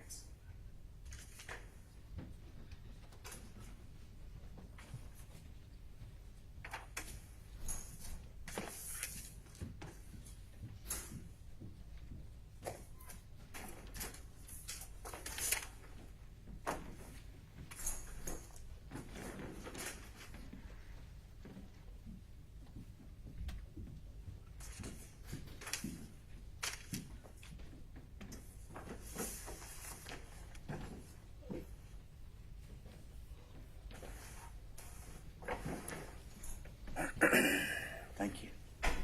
Morning, Sergeant. Morning. Up here. Sorry, I heard it coming from behind me. That got me a little off there. Raise your right hand for me. Verify the testimony you're about to report to the truth, the whole truth, nothing but the truth, so help you God. I do. Take a seat. You place your first and last name and spell it both for the record. Yes. Sergeant Nichelle Parent, Nichellelleparent. Thank you so much, Sergeant Parent. Good morning. And can you please tell us, where are you currently employed? Currently employed with the City of Atlanta Police Department. I am now a supervisor, sergeant for Zone 5, which is a downtown district for here, over their quality of life unit. Now, how long have you been with City of Atlanta Police Department? I just hit my 15th anniversary a couple months ago. Happy anniversary. And were you in the same position back in February of 2022? I was not. Okay. What position were you in then? I was currently assigned at that time to the homicide division as a detective. And tell us, what does a homicide detective with that division of, or the homicide division of City of Atlanta, what do they do? So there's several things that encompass the homicide division. We handle adult missing persons, and we respond out to homicide cases. We either are assigned a case based on where we fall in a rotation of assigned cases, or if we're not actively working a case that's now assigned. Like, for example, if I was assigned a case today, I would be the primary. If you're not the primary on that case, then you're assisting other detectives on their crime scenes on their case that they're assigned. Now, during your time as a homicide detective, did you become involved in an investigation involving a homicide of Thomas Arnold back on February 26th of 2022? I was. Okay. And were you assisting or were you primary on that case? No, I was the primary investigator on that case. Now, what was the location of that incident? So that was in the Inman Park area.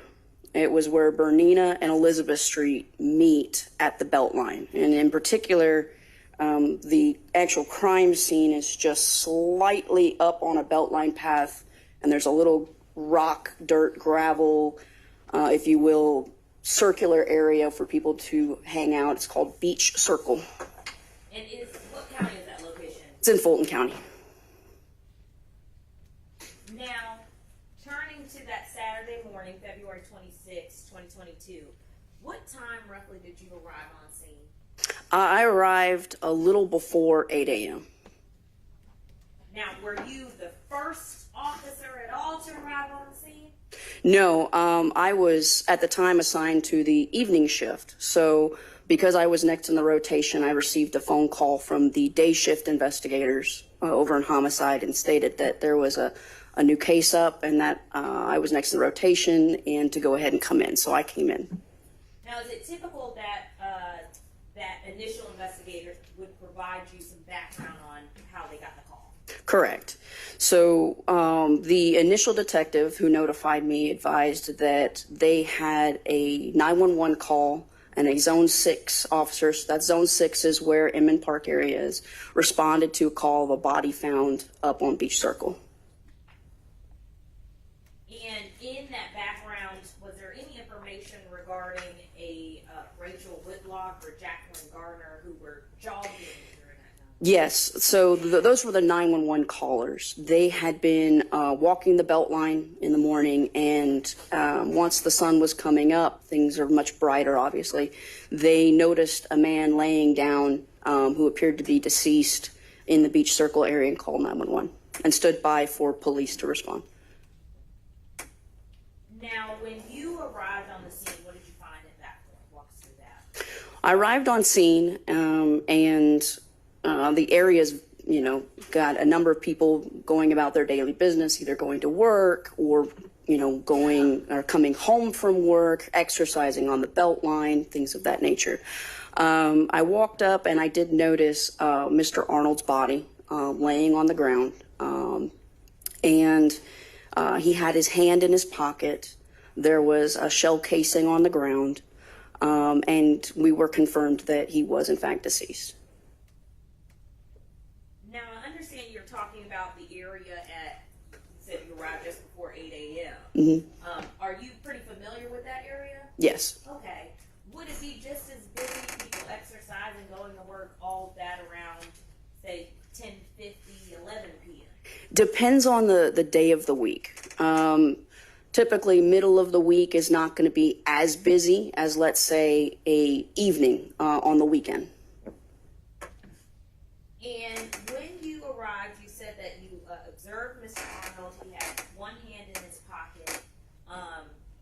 Were there any contents found on or items found on Mr. Arnold? Yes, what was interesting was that Mr. Arnold still had his watch on. He still had his phone with him. He still had his wallet with credit cards and money. He still had all his personal identification on him. None of those items had been taken. Did you locate any car keys on his person? No, there were no car keys on his person. Now, did you speak to any witnesses when you arrived on the scene? I did. There was two gentlemen, Mr. Steve Carlin and Sidney Ward, who came to the crime scene while we were processing it. and advised that they were longtime friends and had been with Mr. Arnold the night before. And in detailing, I guess, that night before, were they able to provide you with some locations tied to that evening before? They were. They gave a detailed account of the evening. They started the evening meeting with Mr. Arnold over at Hampton and Hudson Restaurant, which is also in the Inman Park area. Then they went to, following Hampton and Hudson, they went to Pure Taqueria and were there meeting with, socializing with their bar friends. The staff there affectionately knew them as the Three Amigos. They were regulars there. Now, on the screen in front of you, I'm going to display what's been previously tendered into evidence at State's Exhibit 5, so we can kind of orient ourselves to this area.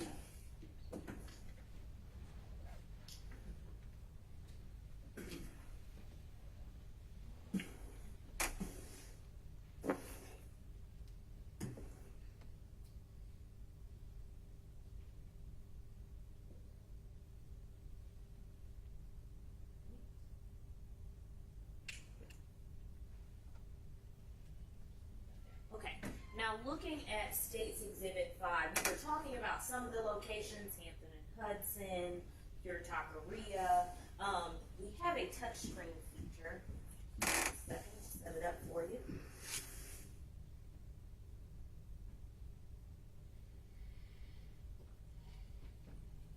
Okay. If you could please orient us to Pure Taqueria. Pure Taqueria is going to be right here, this little corner of the building. Okay. And Hampton and Hudson, that location, where would that be? That's going to be, and I kind of can't see it because of the bottom there, but it's going to be right around this area. Okay. And which street are we on at that point? That point, you're on North Highland, yes, North Highland Ave. And then Pure Taqueria we see is kind of on a corner. What two streets do we have there? So you have North Highland Ave, and then you have Elizabeth that kind of makes this turn. And then if we are looking at that BeltLine area, where can you circle that area for us? So this is one of the BeltLine trails, and it comes up this way. Then you have these connection paths right here. This is a BeltLine access path where it takes you further down and over to a different area. And there's several other little paths that you can break through to get to where it comes into different streets. But your main BeltLine is going to follow here, and then there's a skate park right over here on the other side of the interstate.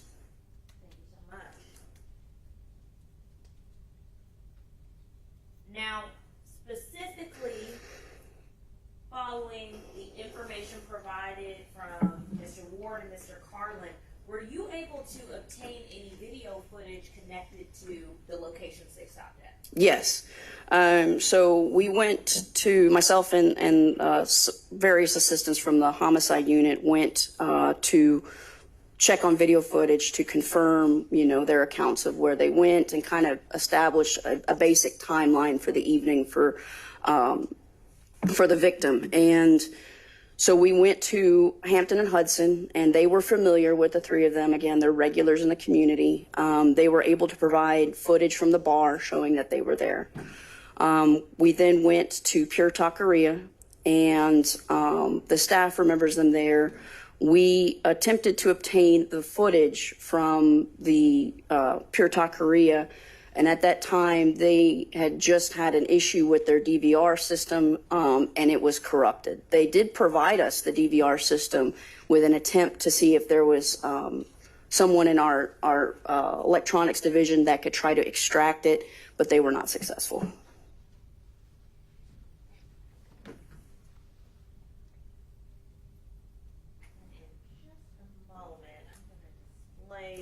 What's been previously tendered into evidence in State's Exhibit 4, A, B, and C.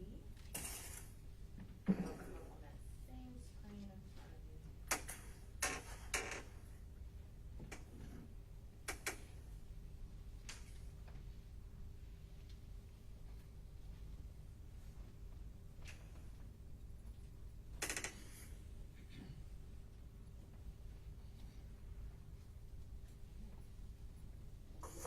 Monday without a few technical difficulties, so just bear with me.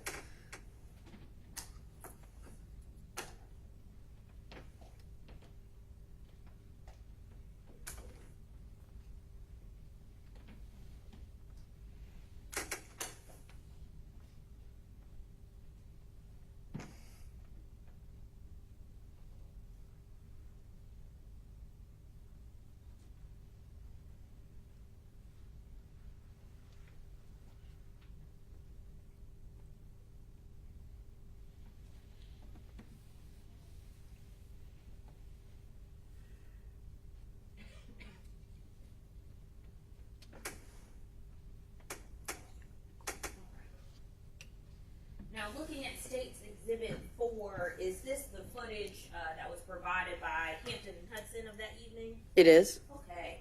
And looking at the timestamp at the top there, can you orient us as to the date and time? It'll be February 25th, 2022, 7:25 p.m. And in that footage, we see Mr. Arnold, Mr. Ward, Mr. Carlin, is that correct? Yes. Okay. And did this align with, I guess, kind of their recitation of what happened that evening? Correct. We'll go to State's Exhibit 4C.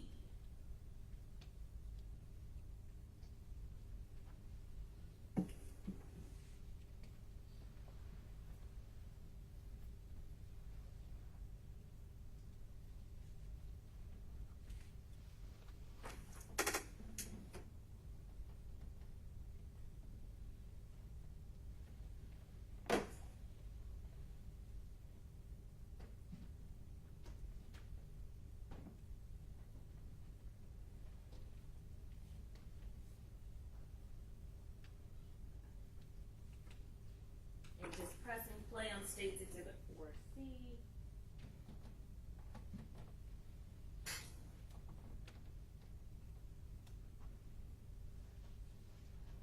Are we still able to see those same individuals in State's Exhibit 4C? Yes. And again, can you orient us to the date and time associated with this footage? That's going to be February 25th, 2022, 10:14 p.m.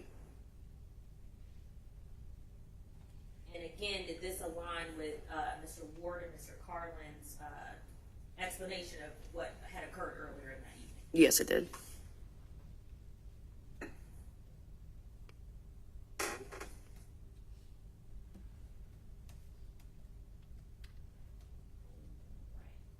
Now, as far as Cure Taqueria, that's where they headed after this footage? Correct. Okay. And you walked us through, they provided a DVR, but you weren't able to get any footage from that? That's correct. Okay. Did they provide you with any documentation? Yes, they provided us with a receipt from Mr. Arnold's bill that evening that he paid with a credit card. I'm going to place on the screen what has been previously entered in the evidence as State's Exhibit 7.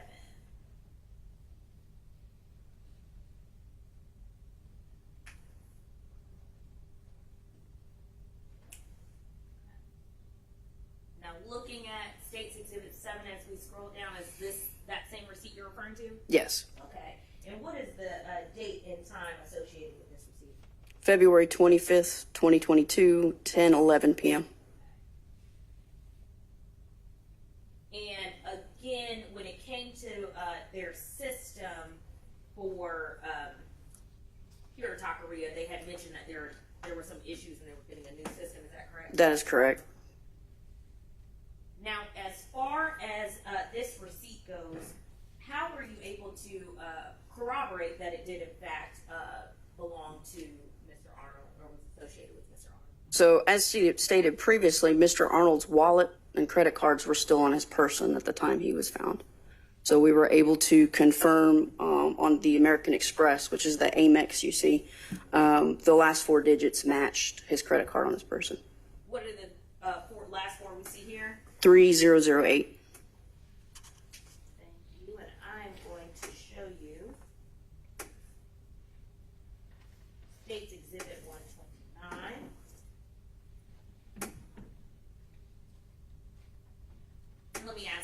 any point did you photograph and memorialize the contents of Mr. Arnold's wallet? Yes.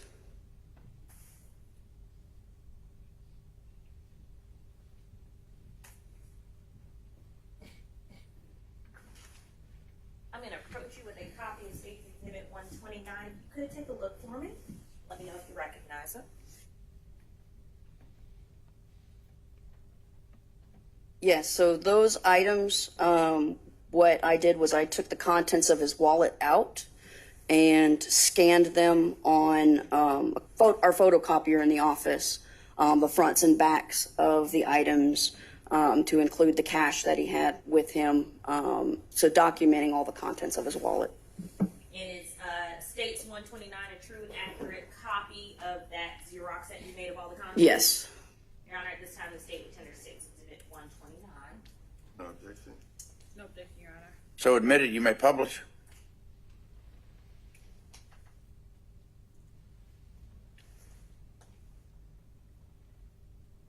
On the screen in front of you, we will begin with page 1 of State's Exhibit 129.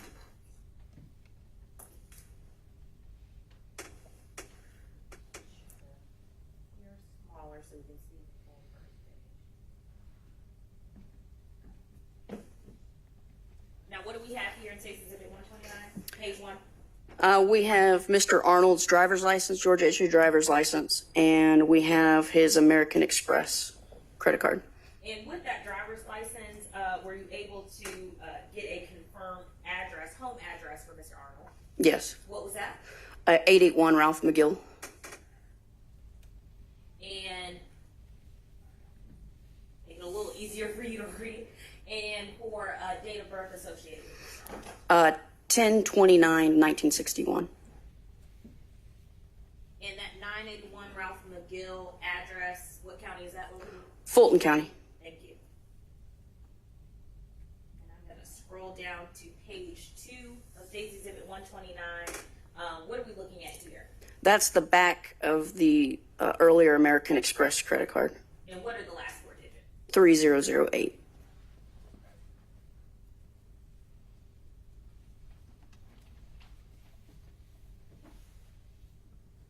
Now, as they are talking about their evening, I know that Mr. Ward and Mr. Carlin told you it started there at Hampton Hudson. They then went to Pure Taqueria. Did they tell you about the last time they saw Mr. Arnold? They did. They stated that Mr. Arnold had been complaining about some soreness and stiffness in his back, and that he was, instead of catching the lift ride with them, that he would, since he lived such a short distance away from where they were, he thought that if he walked home, it might relieve some of the pain in his back before he went to bed. And if Mr. Arnold, you being familiar with that area, if Mr. Arnold were to walk home from Pure Taqueria to that 981 Ralph McGill Boulevard address, what path would he typically take? So he would, from Pure Taqueria, which was on the corner, and then there's Elizabeth Street that runs down that connects to the BeltLine. So he would walk down Elizabeth Street towards the BeltLine, and then at that point, that's when that street that curves around Bernina intersects it. And then from that point, there's one of the entryways to the BeltLine path. So he would have gotten onto the BeltLine path, and then to go towards his home, he wouldn't go underneath the bridge right there. He would take the access path, which takes you further down and then around over to where his house would be. And would he pass by that beach circle? Absolutely, yes. Now, and I apologize if you already said this, did Mr. Ward and Mr. Carlin explain how they got home that evening? Yes, they did. They advised that they took hired a lift car to come pick them up, rideshare service. And did they provide you with any documentation related to that lift ride? Yes. In our interviews with them, they were able to produce an electronic receipt showing that they had taken the lift ride.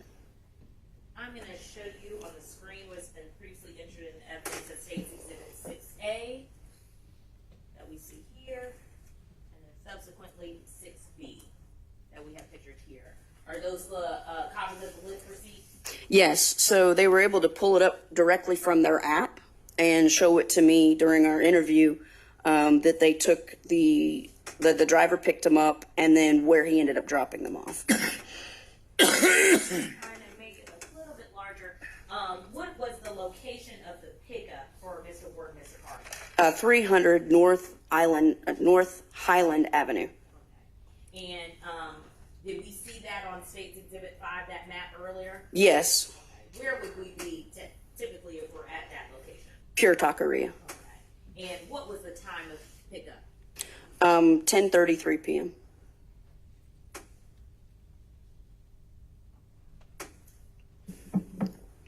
Now, as a part of homicide investigations, do you typically work to rule out other possible manners of death in certain situations? Yes. In this particular situation, when the medical examiner came out on scene, as we were processing the initial scene with Mr. Arnold, we look for any signs of trace evidence as well as trying to establish a cause of death. Mr. Arnold had blood coming out of the nose area, right around the face, and the medical examiner noted that there was a hole on the upper part of his mouth that he was able to locate during the initial examination on scene. Were there also any visible, I guess, injuries to the back of his head or the head? Yes, there was some injury noted by the medical examiner at that time. So what would you do, and what did you do in this case, working to rule out any other possibilities? So given there wasn't a direct visible at that time notice of, for example, shots going into the body that you can visibly see, and the only visible defect that we could see was to the back of the head and through the upper part of the mouth, we wanted to rule out that it wasn't a suicide. So that continued in with our conversation with Mr. Ward, Mr. Carlin, to find out if Mr. Arnold had any indication that he might have been suicidal, that there wasn't anything that may have been missed. So in addition to that, following my interviews with them, I obtained a search warrant for Mr. Arnold's home, which they let me into the house. They granted access to that, and I was able to search the premises of Mr. Arnold's home to rule out signs of suicide. And by doing such, we take everything into consideration. So on the front porch were fresh Amazon packages that hadn't been brought inside. He had a vehicle parked in the driveway. We go inside and he's got his financial paperwork near his computer. We've glanced at that. There was nothing to indicate that he was in any sort of financial trouble. We looked for evidence of firearms and bullets. We could not find any. And as far as firearms and bullets, did you find a firearm on the scene? No, we did not. Okay.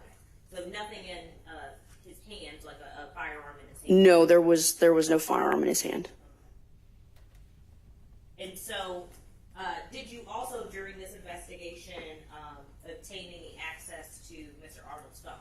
Yes, because his phone had not been taken, we were able to get his phone and download the data off the phone for processing. And any indications of suicidal ideations or anything of that sort? No, there was nothing, no messages, videos, pictures, nothing sent out or received or even looking up suicide. So after speaking to family and friends, reviewing the contents of his phone, reviewing his home, and the crime scene as it was, what was your conclusion as far as an investigator, homicide investigator? So at that point, we concluded that it was unlikely to be suicide. Based on that, it wasn't until the autopsy that occurred on the 28th that it was further confirmed that it was homicide and not suicide. Now, during your investigation, were you able to gather any information on when Mr. Arnold's death may have occurred? So between the time that we got the official confirmation from the medical examiner's office that it was in fact a homicide and not a suicide, we had also been canvassing the area because there's a plethora of residences, businesses in that area, tons of people that, you know, live, work, play in the same area. So we canvassed the area looking for witnesses that may have been present that night, as well as looking for any camera footage that may have been available to us. So we looked for cameras, making contact with the businesses, the property owners, to obtain any and all footage that they had. And was there any information provided regarding a fire alarm that would have occurred during that evening? Yes, so a 911 call that was electronically emitted was from the apartment complex right there that backs up to Elizabeth and Bernina. That fire alarm call came into our 911 dispatch, and they dispatched a fire unit out. And with is there a time specifically tied to that dispatch? Yes. And between the dispatch, were there any reports or any information of a gunshot heard around that time as well? So not initially. Initially, we just had people reporting they heard the fire alarms, and that drew their attention to the complex more than anything else. Did that give you any sense of a rough timeline to look at? Yes. So we knew if the fire department was there, there was going to be a large presence of emergency personnel in the area. And then we were able to use that time frame, find the fire department arriving on scene on camera, and then tracking with additional footage we obtained over the next couple days the path of travel of Mr. Arnold, and we're able to start coinciding when he may have entered the BeltLine area. So now we are at the next day from the report of, or when you first found the body of Mr. Arnold, is that correct? Couple days ahead, yes, yes. And so turning your attention specifically to February 27th of 2022, did you obtain any footage from residents in that area? Yes, so we obtained, there was a camera right there on the corner of Elizabeth and Bernina. It was a corner unit, and it had a Wise camera, which is, you know, like a Ring camera, but just a different brand. A Wise camera that angled out in such a way that you could see part of the BeltLine path, and you could see Bernina heading down, and you could see a large portion of Elizabeth Street. So basically, he was encompassing anybody that might have walked up to his back door. And were you able to obtain that footage? Yes. For how long of a period of time? So he had minute by minute footage recorded and saved over the course of several days. And did those days include February 25th, 2022? It did. I am going to show you please exhibit 9, which has been previously tendered into evidence. It should come up on that screen in front of you. And let me ask this while I'm pulling up. Were you able to view that footage? Yes. And in that footage, were you able to, at any point, observe Mr. Arnold? Yes. And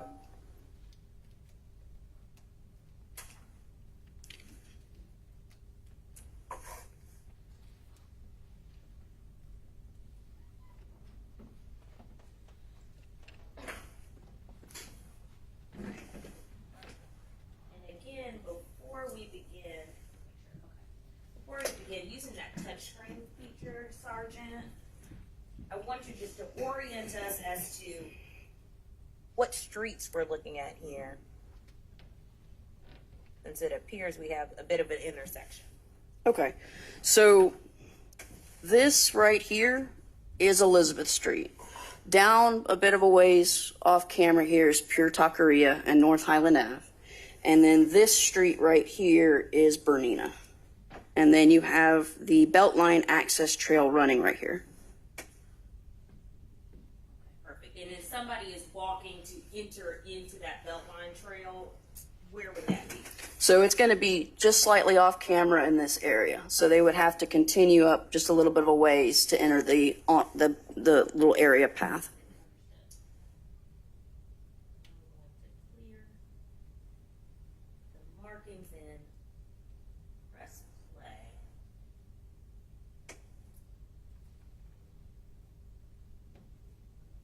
They're getting a timestamp. February 25th, 2022, 22 hours, 25 minutes, and 0 seconds.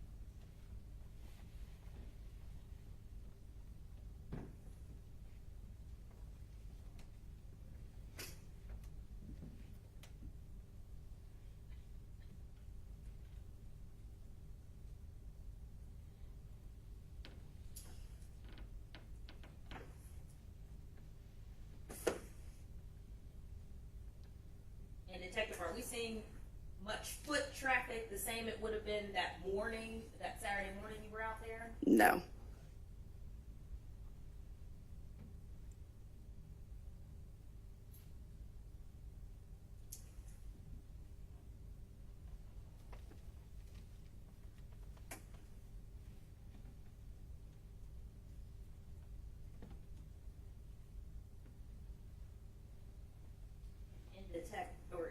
Sergeant, we just saw an individual walk past the screen. Were you able to identify who that individual was? Yes. So based on the footage that we had seen at Hampton and Hudson, we were able to identify him as Mr. Arnold. And what is that timestamp? And I'm trying to move my cursor so you can see it. But what is the timestamp associated with this point?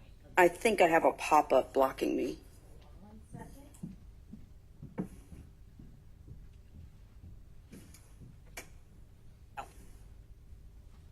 Okay. February 25th, 2022, and 22:25, which is 10:25 p.m.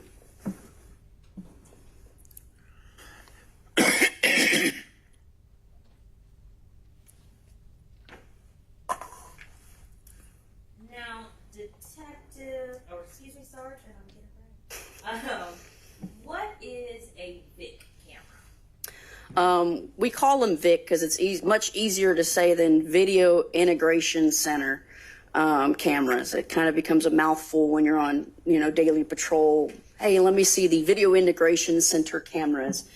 So we call them the VIC cameras for short. And the VIC cameras are cameras installed throughout the city of Atlanta that are monitored over at our communications center by a number of officers that also that record real time and footage is able to be saved and used for investigations as it comes up, as they're needed. Now, particularly looking at the corner that you talked about earlier near Pure Taqueria, that corner of North Highland and Elizabeth Street, is there a big camera set up in that area? There is. It's across the street and adjacent to the Pure Taqueria. And were you able to obtain footage from that particular area? I was. Okay. Did you preserve that and include it in your case file? I did. Did you have a chance to look at that footage and also named to State Exhibit 130 prior to your testimony today? Yes. True and accurate copy? Yes. At this time, Your Honor, the state would tender State's Exhibit 130 as the North Highland and Elizabeth camera footage. No objection. No objection, Your Honor. So admitted, you may publish. Now, in that camera footage of that particular area, which will come up in just a moment, Sergeant, but particularly looking at the 10:33 time frame specifically, were you able to find anything that corroborated with Mr. Carlin and Mr. Ward's explanation of the event? Yes. So the 3 exit Pure Taqueria, and you see Mr. Arnold start walking down Elizabeth. And then you see Mr. Carlin and Mr. Ward standing outside. And then you see a blue car which is presumed to be the lift car picking them up, and then they leave the area.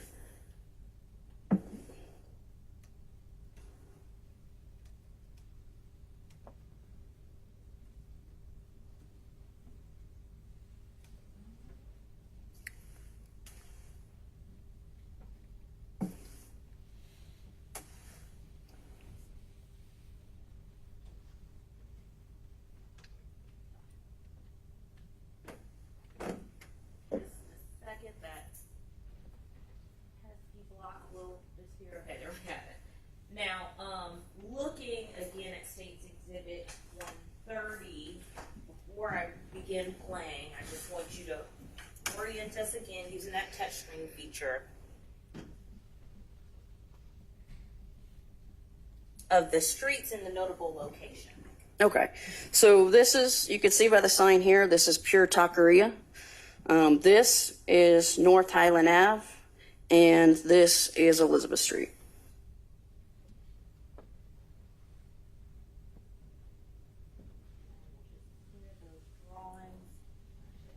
Press play.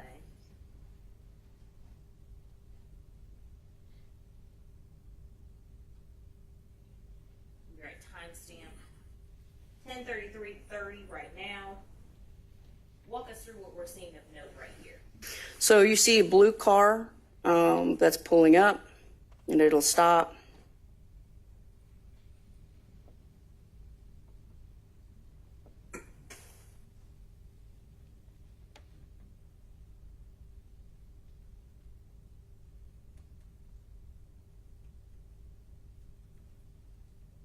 And at this point, usually it's the app. The driver has to notify that he's there along with his GPS, and then the person who's requested the ride has to receive the notification and then confirm that the car that is in their app and the driver that's showing up in their app is the person in which they're getting in the car.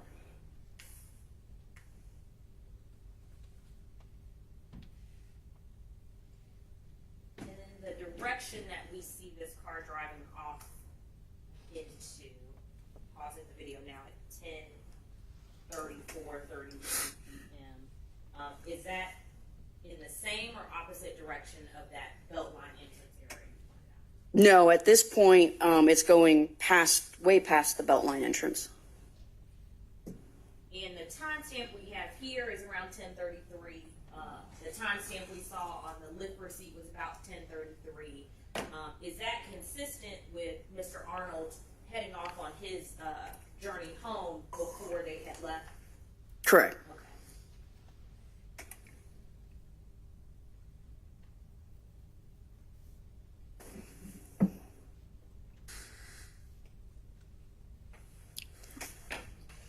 Now, were there any additional big cameras that provided useful in your investigation here? Yes, so along the BeltLine, there's several cameras at multiple points because it's a well-traveled area. You've got kids, you have elderly, you have citizens of all ages, and it is a vast network now in the city that eventually will connect the entire city. But we have the department has cameras located at multiple points along the BeltLine to record any kind of incidents that may occur. And as far as the specific cameras in that area tied to the skate park or Freedom Parkway, were you able to obtain camera angles there? Yes, so there was a camera on the Elizabeth and Bernina side. There's a camera that shows people walking up to and under the bridge that goes under the highway. It shows people coming in from two different angles. It shows looking as people go through the bridge to the other side. And then on the other side of the bridge is the Willoughby Way skate park. So you can skateboard, BMX, scooter. There's a camera over there that also monitors that area. And then it looks back the other direction. And that footage, were you able to retain a copy and include it in your case file? Yes. And did you have a chance to look at that footage prior to today? Yes. And true and accurate copy that you viewed in State's Exhibit 131? Yes.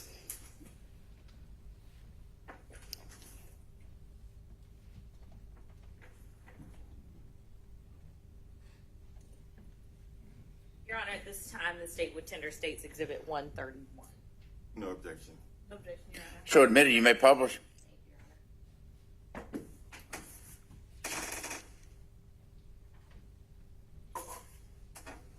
Now, before we take a look at that, I want to just go through everything that occurred, this being on February 28th of 2022. So on February 28th, you're able to obtain that WISE camera footage from, I believe it was a witness, Mr. Hotvet, is that correct? Yes, that's correct. You were also able to obtain the VIC camera footage from that North Highland, Elizabeth Street area and from the BeltLine. So we had actually requested that our VIC unit, again, has people monitoring the cameras to start looking for footage in that area. And we were able to actually dedicate some time to reviewing that footage starting around the 28th. And on that day, did you also, on the 28th specifically, you talked about the autopsy of Mr. Arnold, is that correct? Yes. Did you attend that yourself? I did. Okay. And what were the findings ultimately? So Mr. Arnold had some bruising to his right side, which coincided with the way he was lying. And there was where the pool of blood was on his face was actually an entry wound from a bullet. So the bullet entered the face. That's how the top of the mouth received the injury, and then to the back of the head. At that point, were you able to conclusively rule out anything other than homicide? Correct. Now, on February 28th of 2022, did you speak to a resident or someone working at 331 Elizabeth Street, Clinton Pike? Yes.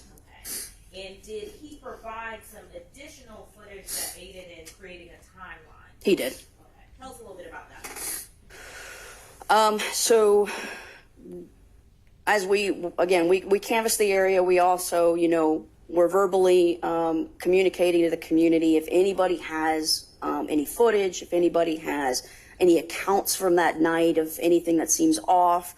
We'd like to explore all possibilities related to this. And we received some video from this. It's a warehouse angle, and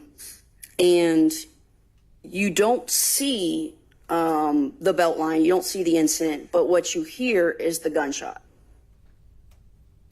Now, before I pull up the video, which has been previously tendered into evidence at State's Exhibit 8, I want to go back to State's Exhibit 5, that map that we have, to see if you could just orient us the difference between where this warehouse would have been and where each circle would be. Okay.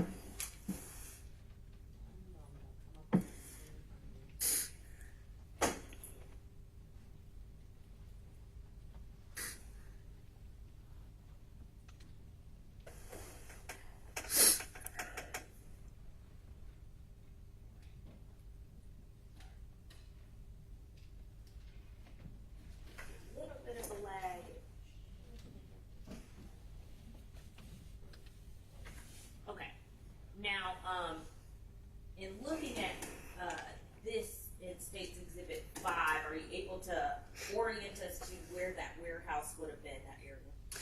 Yeah, so the warehouse is about, do I need to hit the button? Tap the pencil, and then the red dot.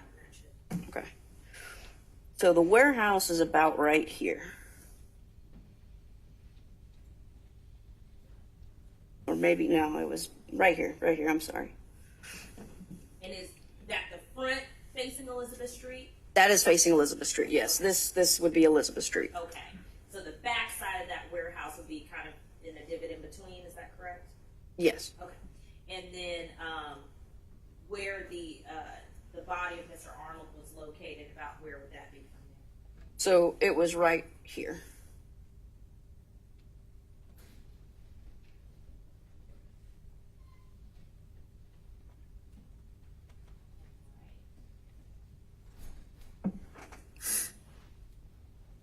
I'm going to publish with sound State's Exhibit 8.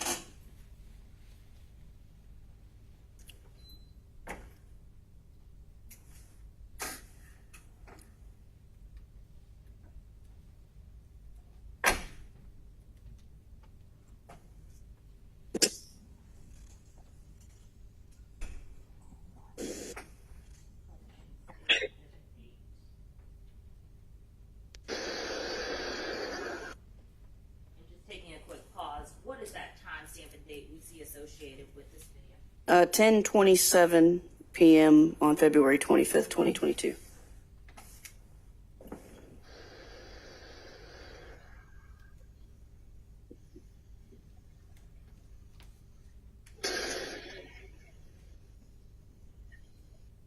Apologize, there was a bit of a delay in the sound, so I'm just gonna replay it since the short's ended.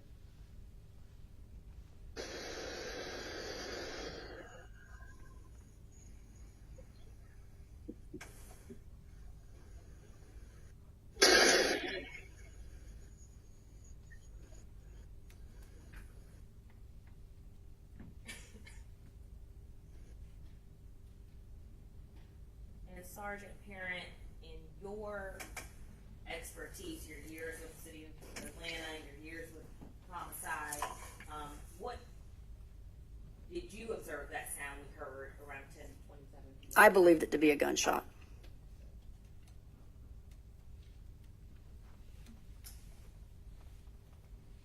Now, the evidence that is collected at the scene, does it go to different, I guess, areas or departments for examination? Yes, so any forensic evidence that we locate relating to a crime scene goes to the GBI. Initially, our crime scene techs, they'll collect it to make sure that it's in, all the orders and protocols are followed to it, and then they submit that on behalf of the detective to the GBI for analysis. Was anything done with City of Atlanta with the shell casing that was found on the scene?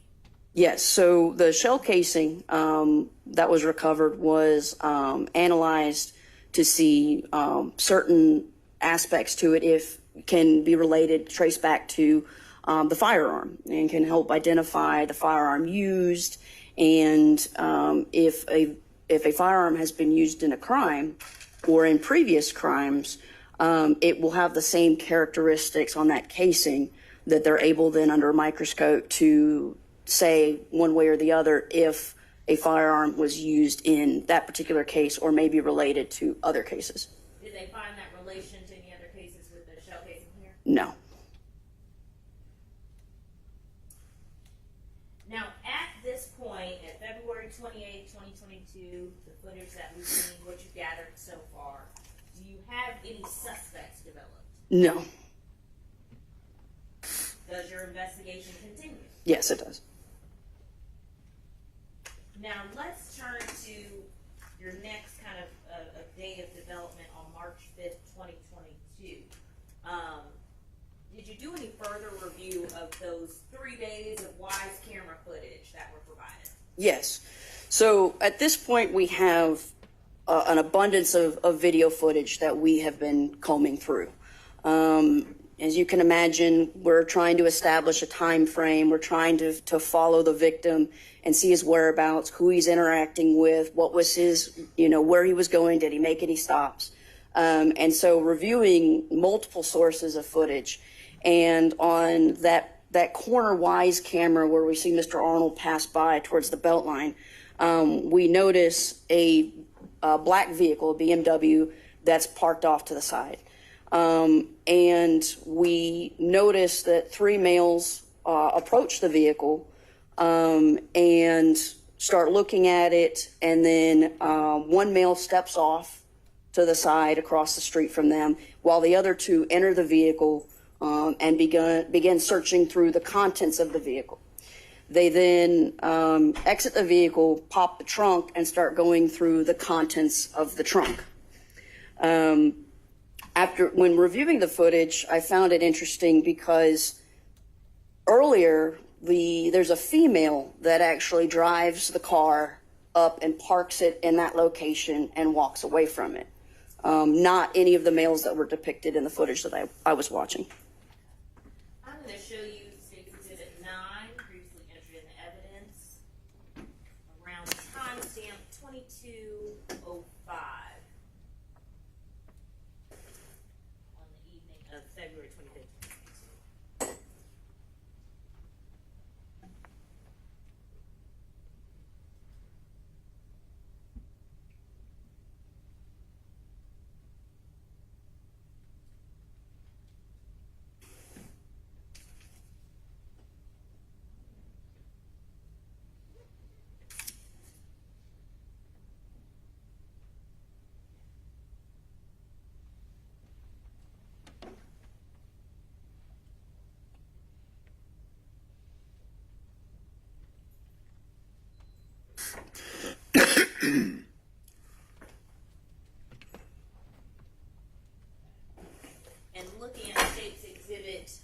9, around that time of 22:05, is this where you observed those 3 males and the activity you described? Yes, it is. Okay. In 22:05, what time would that be to non-military? 10:05 p.m. Thank you.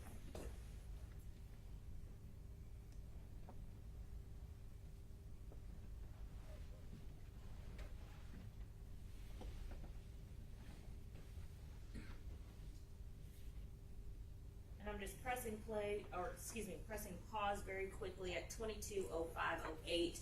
Do we see what direction those males are coming from? Yes, they're coming further up from the area up the street where Bernina intersects with another side street, and there's a restaurant up that way. And if you could please, using that, tapping the pencil and using that red pencil, could you circle the screen where you observed them at this point? Thank you.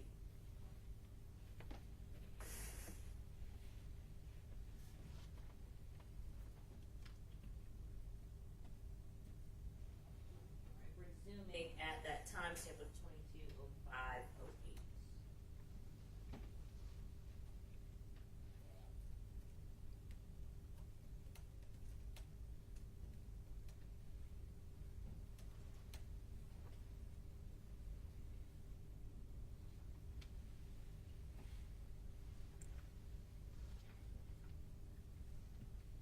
And Sergeant Parent, again, on the left side of the screen where we observed this black vehicle, is that the vehicle you're referring to, the BMW? Yes, it is.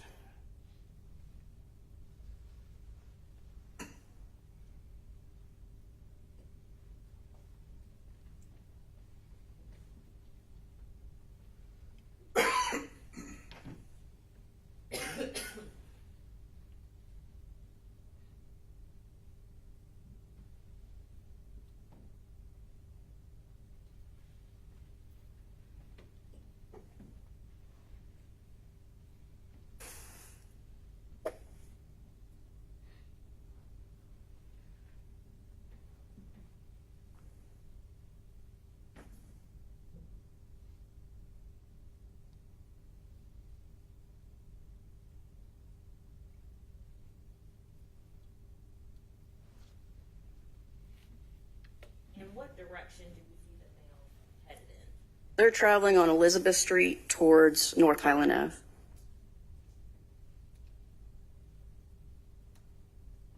Pausing here at 22:06:37 timestamp, you mentioned that you observed this vehicle as belonging to someone else from the same camera footage? Same camera footage. Okay. I am going to open up State's Exhibit 9. An earlier timestamp.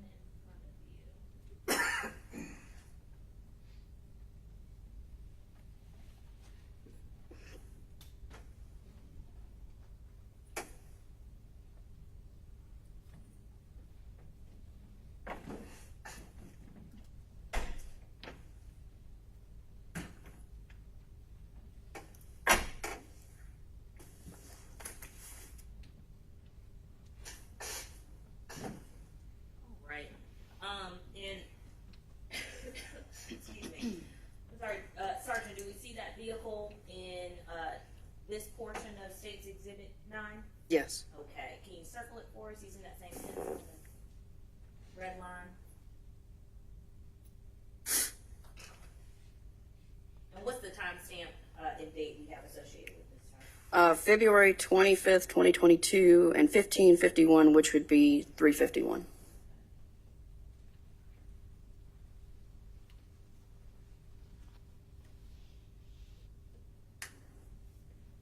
Play at that time.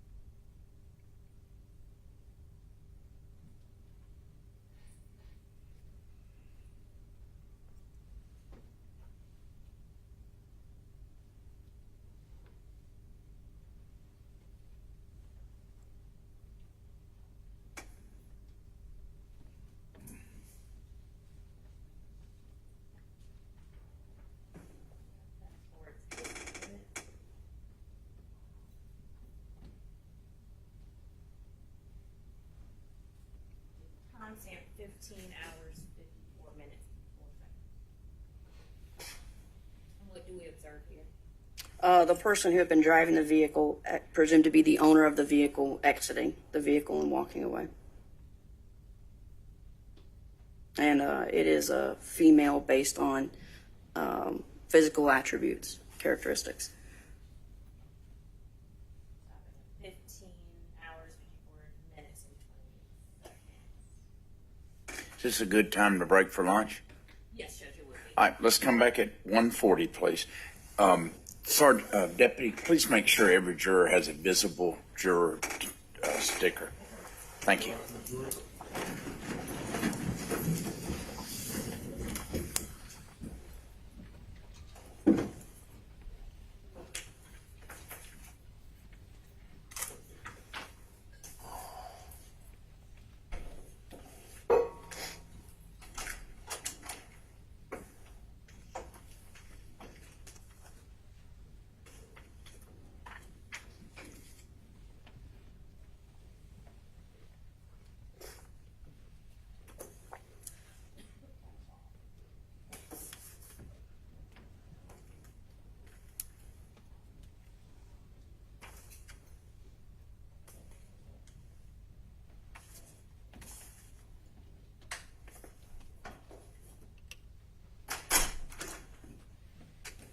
Recording stopped.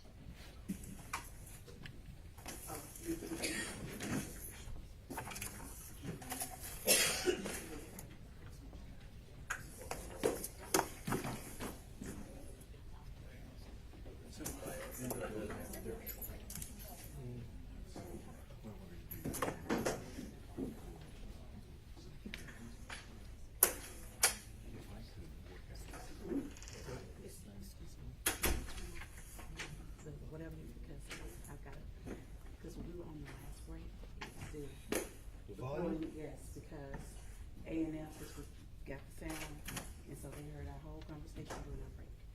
Okay. Thank you. And make sure it's off every time.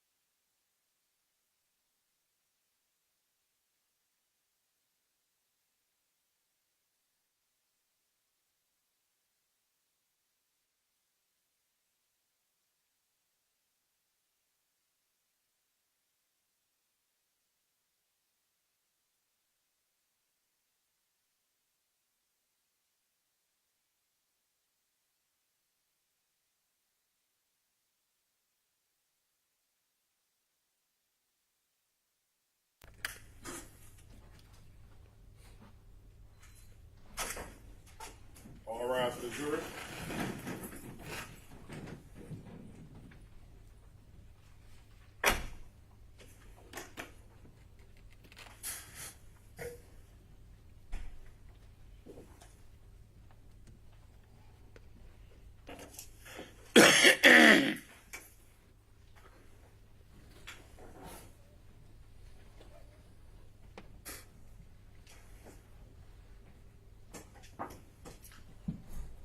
All jury present, count, Your Honor. Please be seated. Sergeant, please come back to the stand. You remain under oath.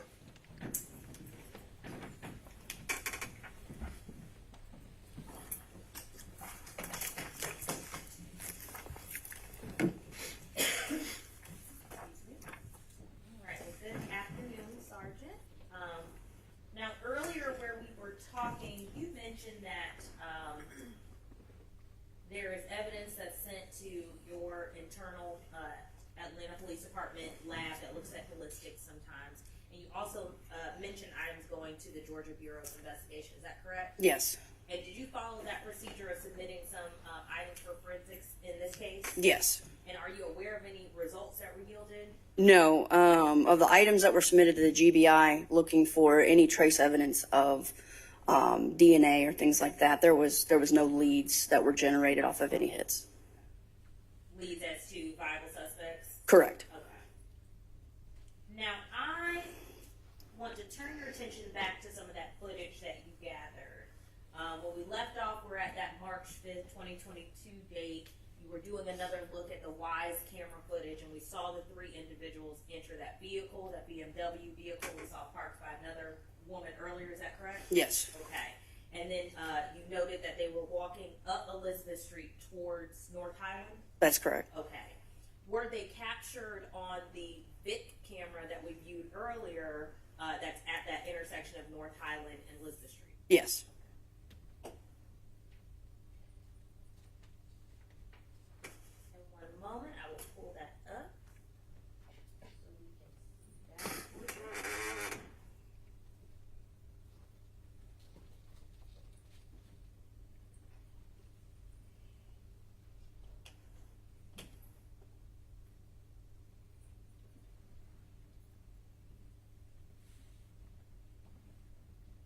And in observing all of the camera footage that you were able to obtain from that area, were you able to track the route of those individuals? Yes, so because we had so much camera footage, we were actually able to track the path of not only the victim, but of what we believe to be persons of interest in related to the incident. So the individuals that we saw at this car kind of stood out to us as because we knew that wasn't the person who had originally driven the car.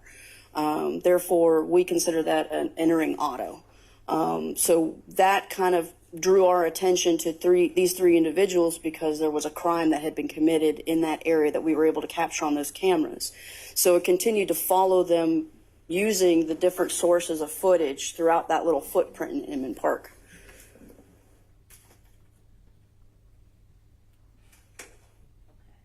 Just a second, that block will disappear. That's kind of obstructing our view a little bit.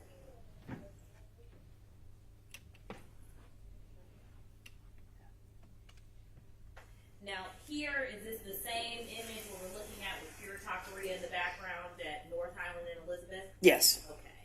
And if you could, if you can see that timestamp at the bottom, can you read it out for me?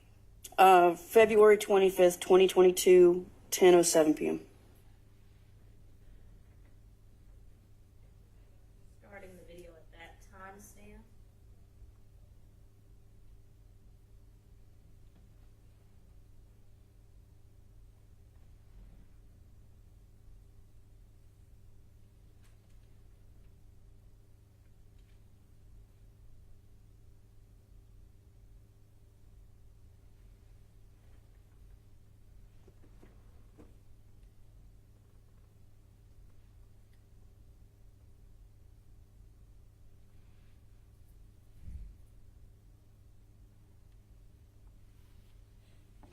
Pausing the video at timestamp 10 hours, 8 minutes, and 0 seconds. Are you able to see those three individuals? Yes. If you could please, using that touchscreen feature, first the pencil, then the red,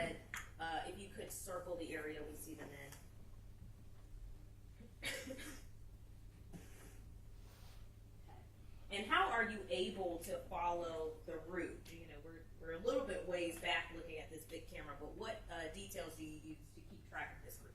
So one of the things that made it easier to follow them was the particular clothing that they were wearing.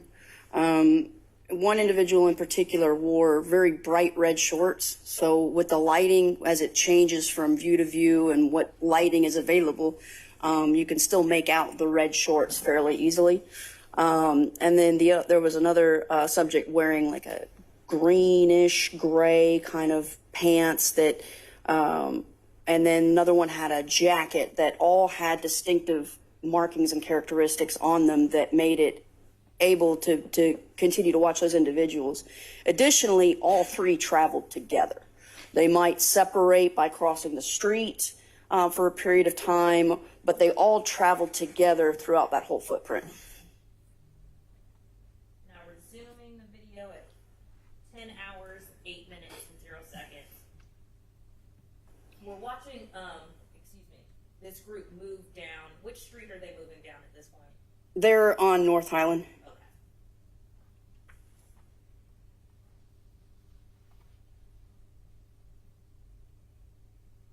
Now, after we see them leave off of Railroad, we have a vantage view on this camera footage. Are you able to pick them back up anywhere else? Yes, so on the Bernina is the next street over, and it comes around and curves along the BeltLine and intersects with Elizabeth. They're on Bernina on the North Highland side, where they walk up to an apartment building entry door. And was that captured on any footage that you were able to obtain? Yes, security footage from the apartment complex. And did you collect that footage and place it as part of your case file? I did. Had a chance to view that footage prior to today? I did. And a true and accurate copy? Yes. Your Honor, at this time, the state would tender, excuse me, State's Exhibit 132. No objection? No objection, Your Honor. So admitted, you may publish.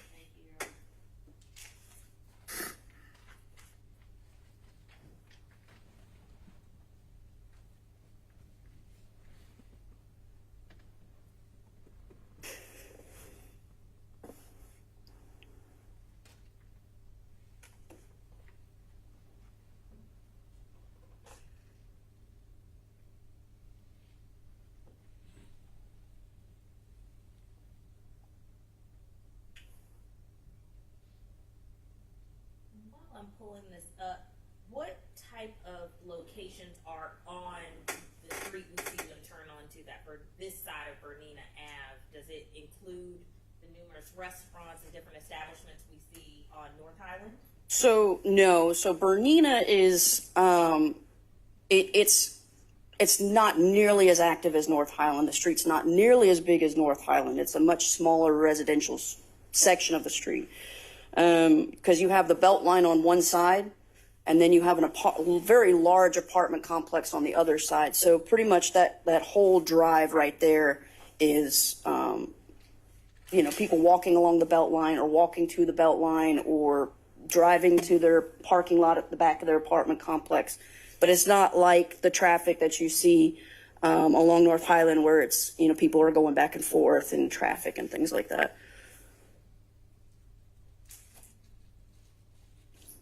And again, as you're tracking or viewing the footage and tracking this group, did you track other groups or individuals in the same footage as well? Yes.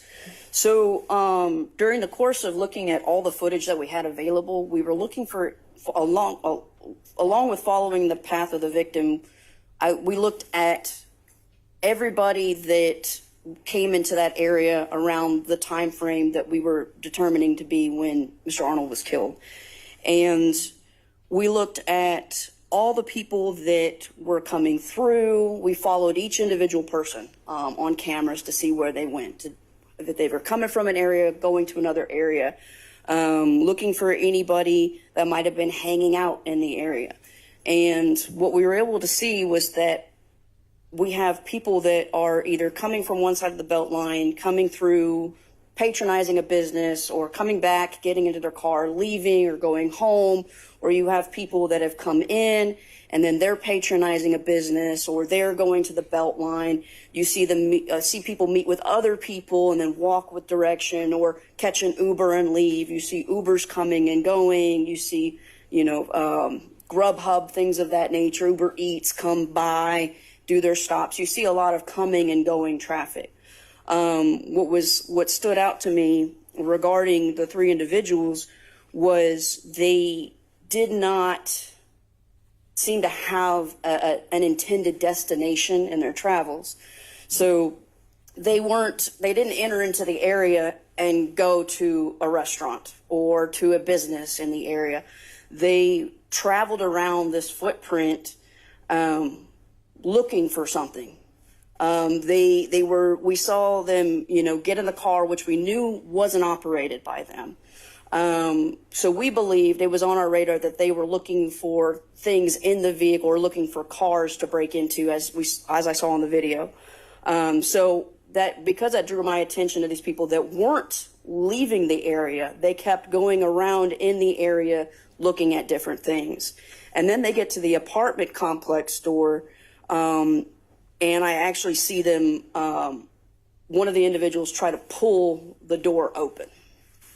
But is that what we have, that vantage point here in State Exhibit 132? Yes. And the timestamp that we're at now, could you read that out for me? And that time, it might be obscured in your view. I think I can make it out. February 25th, 2022 at 10:05 p.m.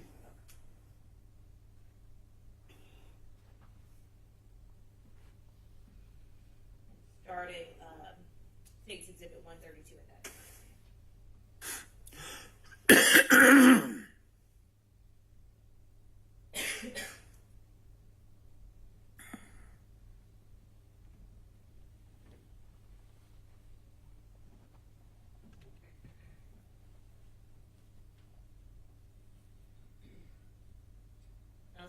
Sergeant, stopping here at timestamp 10 hours, 5 minutes and 35 seconds, 0.526 milliseconds.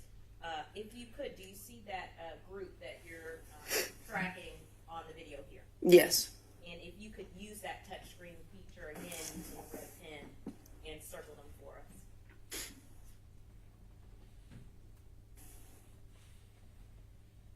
Thank you.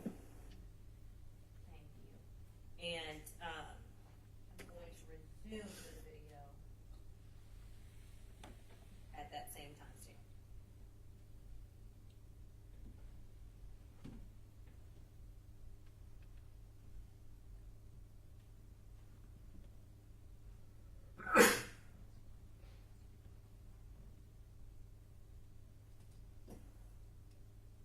And something that we noted with regards to the door in particular was that keypad that's next to the door. That's if you are not a resident and you want to go in and meet somebody or go up to their apartment. You have to call somebody to let you in. The residents also have a key card that they touch up and can enter the property. The individuals pulled on the door, but they didn't have a key card and go in. They didn't go up to the call box to try to call somebody to say, hey, we're coming to visit you. They simply just tried to force the door open. Now, stopping States 132 at 10 hours, 6 minutes, and 14 seconds, 0.588 milliseconds p.m. We see those individuals leave off of frame. Are you able to track then where they head to from there? Yes, so there's another camera on the other side of the building that's on, as the curve comes around on Bernina, there's another camera that looks at that side right there and the BeltLine entrance. And were you able to obtain footage from that camera? I was. And did you preserve and add that camera footage as part of your case file? Yes. Have a chance to view it before today? Yes. True and accurate? Yes. At this time, Your Honor, the state would tender the footage from the parking lot view of Bernina as State's Exhibit 133. No objection. No objection. So admitted, you may publish.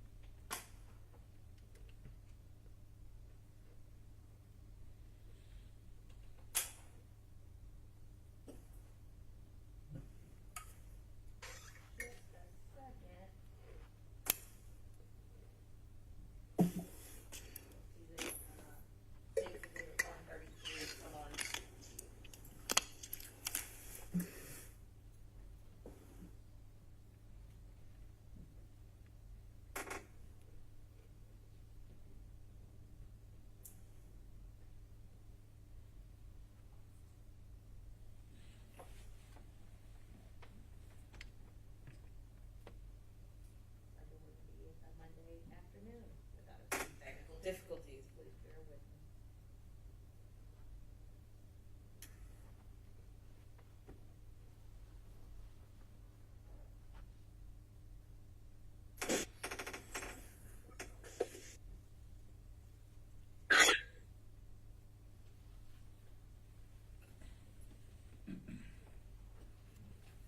All right, Sergeant.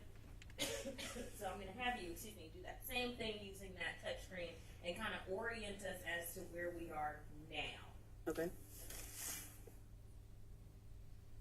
Okay, so this right off here is your BeltLine path, and it comes and meets the street right here.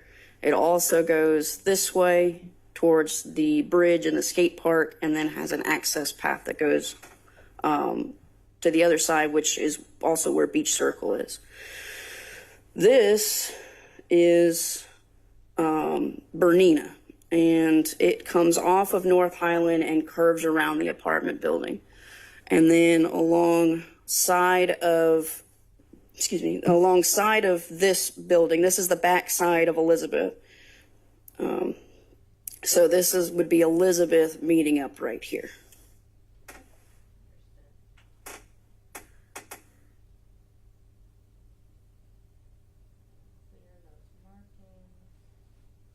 So if we are following that group, just if you could show us again, what direction would they be heading from as we see them come onto the screen? They're heading this direction.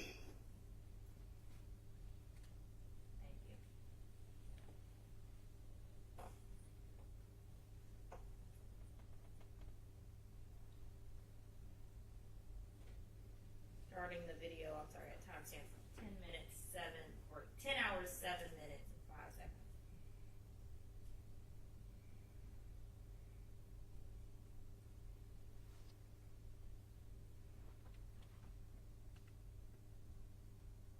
Pausing the video at timestamp 10 hours, 7 minutes, and 17 seconds.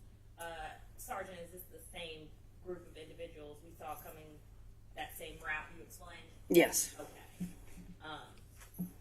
And do we see some of that distinctive, excuse me, clothing that you made note of? Yes, so there's a street light right over here that's just off of camera view, but it illuminates the area quite a bit, and we were able to see distinctive items about their clothing, like the symbol that was on the back of the jacket of one individual, the red shorts, and the greenish colored pants. And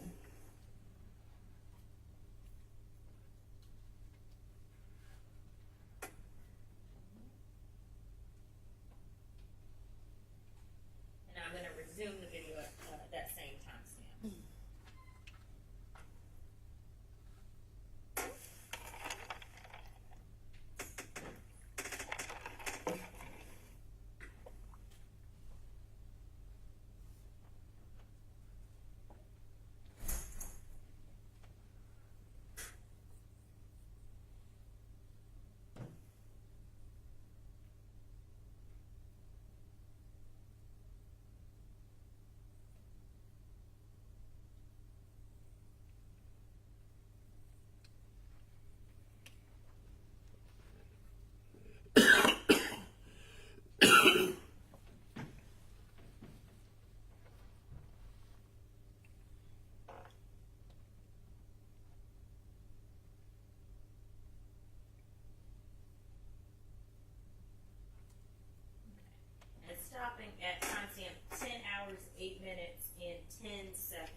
milliseconds p.m.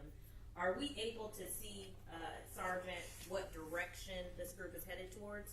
Yes, so they came off of Bernina, and right here is the entrance to the BeltLine. They turned onto the entrance to the BeltLine and start heading towards the big bridge, the big overpass bridge. That if you keep going in that direction, you'll end up at the skate park on the other side. Okay, and I'm just following your hand motions. That's headed kind of towards the left. Veering towards Yes, the left? yes, to the left. If I would have veered towards the right, what would I be headed? If you veer towards the right, you'd be heading towards Beach Circle. Okay.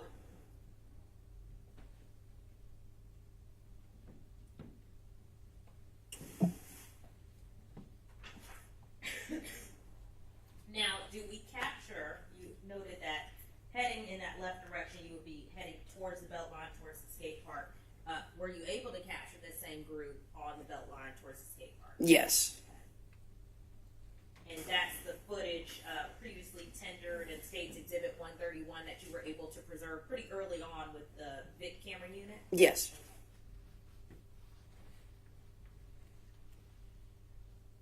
One moment, you will see that footage.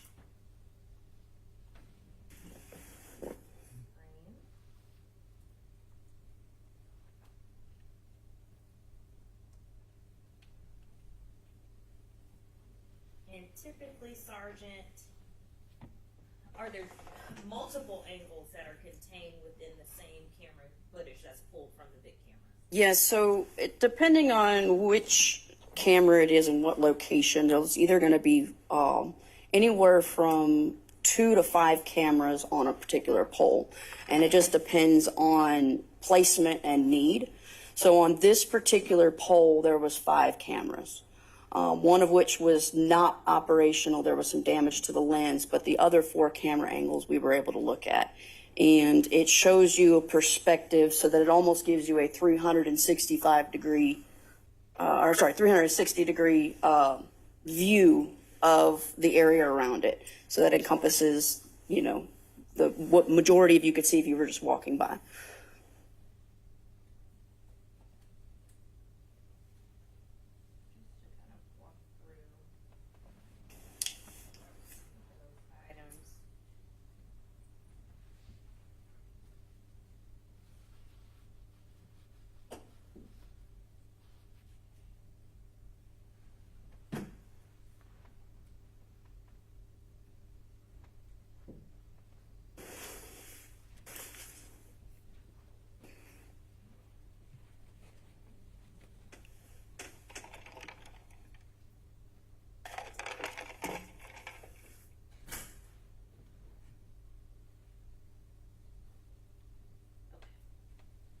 Just kind of walking through some of those items here. What's the location tied to this big camera and the big camera number? South of Freedom Parkway, northeast near 4th Ward Skate Park. And which camera is it? I'm sorry. There's a designation camera and then a number. Oh, this particular view is camera 1. And is this one of the ones you noted that had an obstructed view at the time? Yeah, there was damage to the camera. Okay.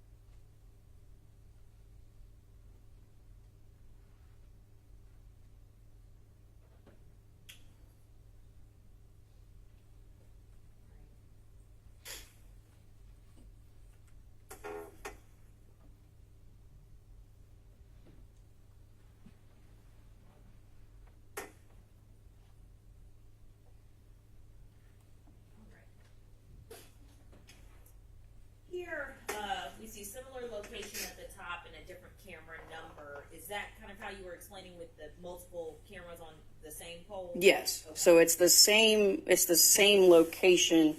There's just cameras all the way around. And what are we looking at here in this area?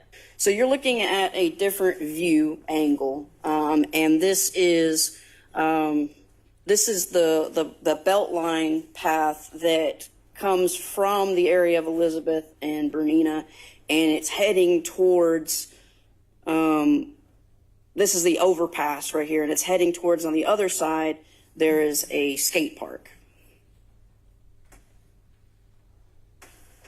So if individuals would have traveled as we saw that particular group going towards the left, heading onto the BeltLine, would they pass this particular portion? Yes, if they were heading in the direction of the main BeltLine path towards the skate park, they would have passed this camera.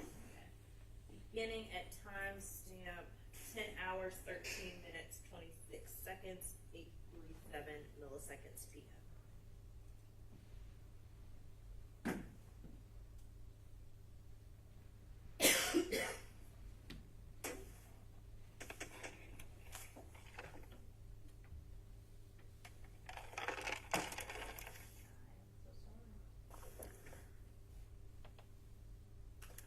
Go back and reshare.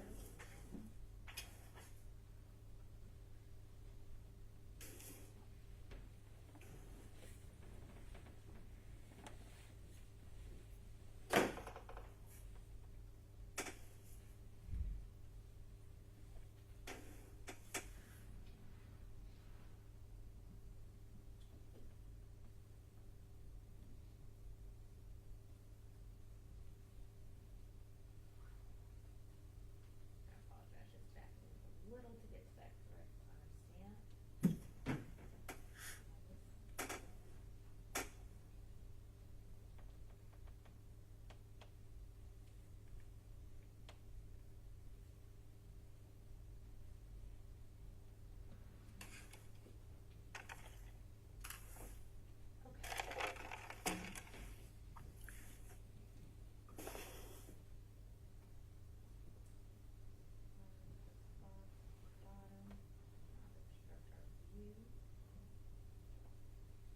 All right. So restarting, I'm sorry to replay it. 10 hours, 13 minutes, and 16 seconds, 970 milliseconds p.m.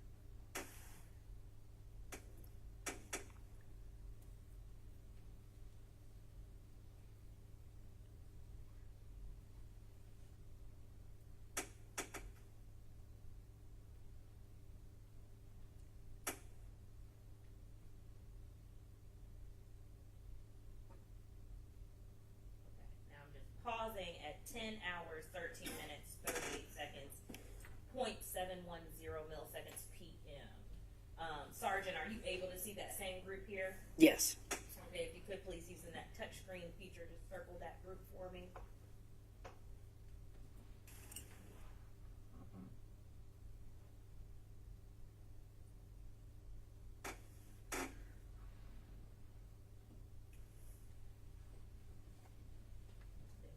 Just a bit of a lag. And are we seeing the same clothing that you made note of from previous videos? Yes. Clear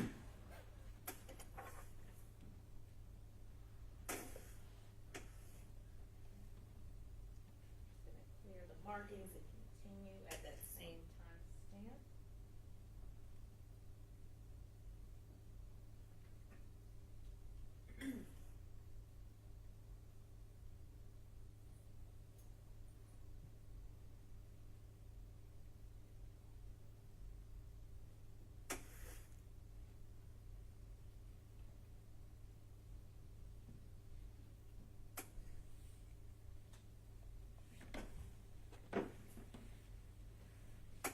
Now, Sergeant, just to orient ourselves, what direction are they headed in? What would be down that way? So over in this corner right here, that's the skate park. Earlier you saw a skateboarder ride down towards the obstacles that are in the park. And are you able, I know it's a little difficult to see from this angle, but during your investigation, were you able to determine what was going on now with the group? So watching the group and the different things that they're doing, it would appear that they decided to stop and pose for pictures in front of the graffiti on the wall.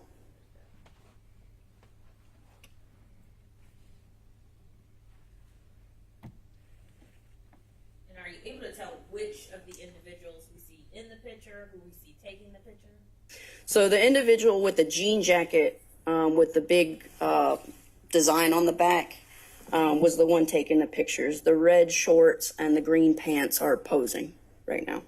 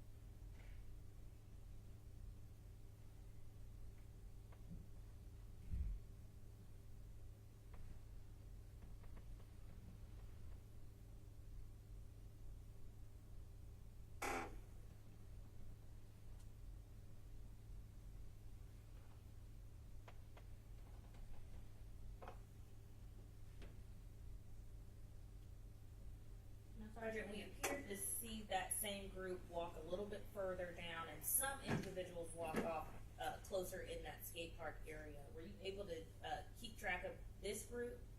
Yes, so the same way that they travel through the footprint, they stay together, and you can see when they walk up, they stop, and then everybody else is continuing past and moving past in one way or direction or another.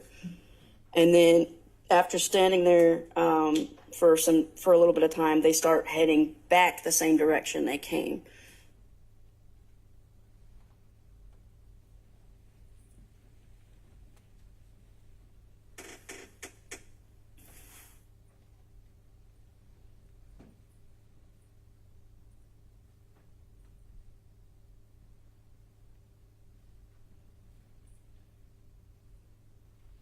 Now, it's at this point in the video that there's a female that is walking past the group. They engage in, or try to engage in conversation with her, and she, dismisses them. She picks up her pace to try to move away from the group, and then they seem to match their pace and are following behind her.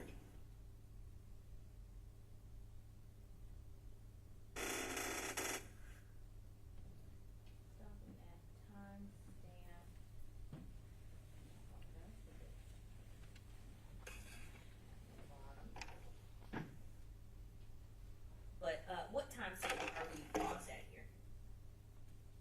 I can't see it.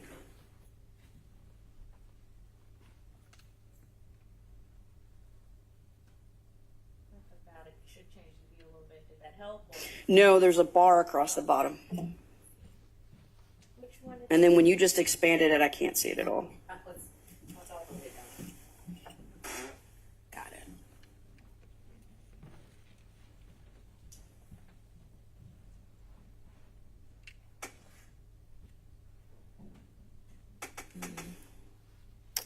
Try to adjust that.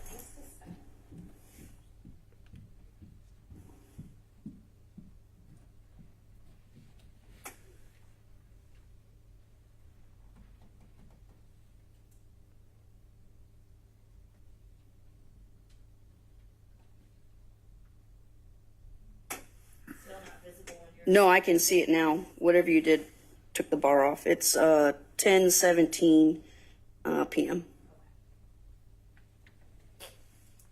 Now, we see the three individuals where we paused it now heading in a particular direction. What direction would they be headed in if you're on the belt line under the bridge at this point? So if you're on the belt line under the bridge, they're heading back the same way they came, which would be the entry point area at Elizabeth and Bernina. Now, is it possible that someone could veer off and head from this direction over to continue on the belt line? Yes, so there is access paths. So one of the access paths to take you a little farther in one direction. So if you wanted to not go to the skate park, there's an access path that would take you to a different connect to, again, a different access points for people's neighborhoods and things like that. So if you don't get off the BeltLine right there and you're going back to Elizabeth Street, you can make that left coming off the BeltLine and head up on one of the access paths that goes by Beach Circle. And is that opposite path that continues on to the BeltLine, is that captured by any Vic camera footage? I'm sorry, which path? Sorry, if you're taking the path that continues on to the BeltLine heading back behind Bernina, that portion of the BeltLine, instead of taking the access path or getting off of the BeltLine, Yes. is that captured on Vic camera? Some of it, not all of it.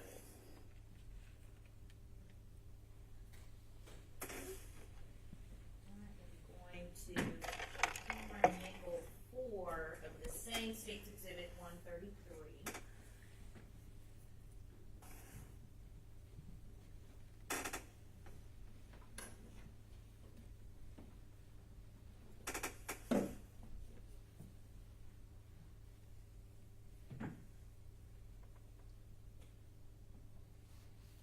Now, what are we looking at here? Where would we be here? Okay. You want me to do the thing? Yes. Try to get some of these boxes out of your way. Sorry. Okay, so this right here is the apartment building from the earlier footage. So this would be Bernina right here. And then Elizabeth would be about right here. And this is if you're heading away from the bridge, with the BeltLine bridge. This direction is continuing along the main BeltLine. And then this is an access road or access path to get to the main direction of the BeltLine. So, if we are walking the trajectory where we see that camera footage in our last view on camera 2, coming from under the bridge, towards the left would be headed towards Beach Circle, is that correct? That's correct. And towards the right would be headed towards this area. Yes, it'd be a different section of the BeltLine path, yeah. I'm going to see here if it comes up. Are you able to see the timestamp associated with where we are here? Same box. Same box. One moment.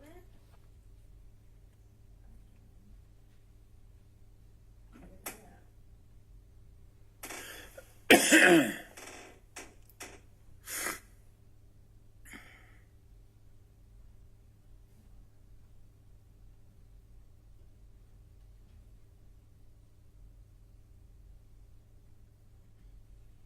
you able to see it at this point? Same box. It's the same box. It looks like it says 10:17 p.m., but I can't make out the last digits. Understood. Oh, I can see it at the bottom now. Yep, 10:17 p.m. Okay.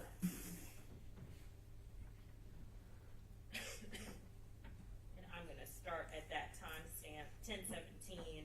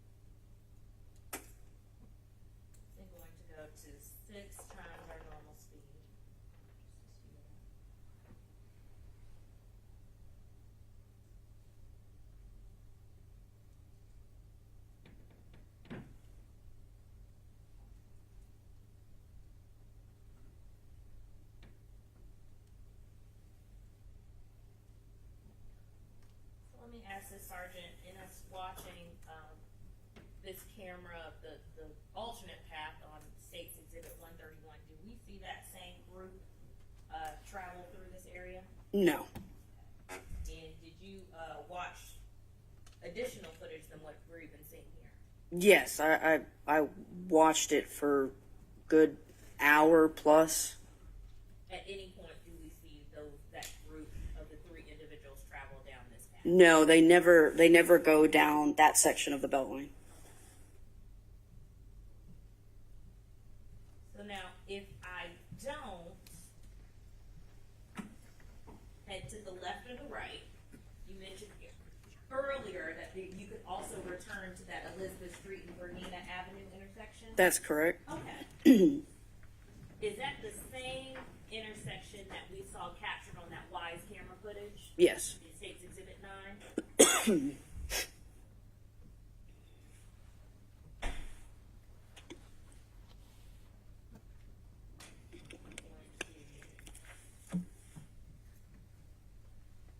And let me ask this.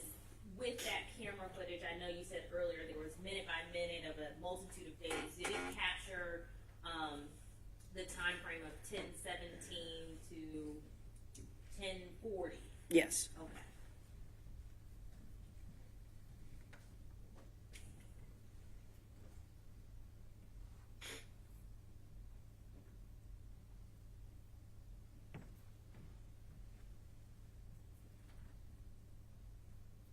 All right, I'm going to go to that same rough time frame around 10:17,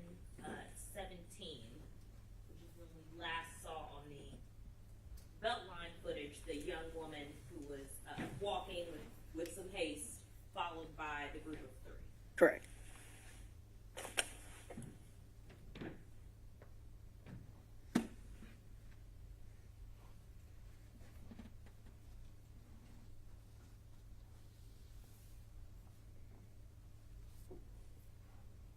And did you watch that camera footage, that same camera angle, beginning at 10:17 and continuing on? No, I started watching it long before. I viewed all the cameras that we had in that area for quite some time before before when we figured out when the incident occurred, and some time afterwards. Just again to get an idea of the people and their traffic through there. Are they passing through? Are they going somewhere? Or is anybody just hanging out in the area? In that case, I'm going to point your attention directly to that same evening, February 25th, 2022, timestamp 22:18. And what time would that be in our regular time? 10:18 p.m.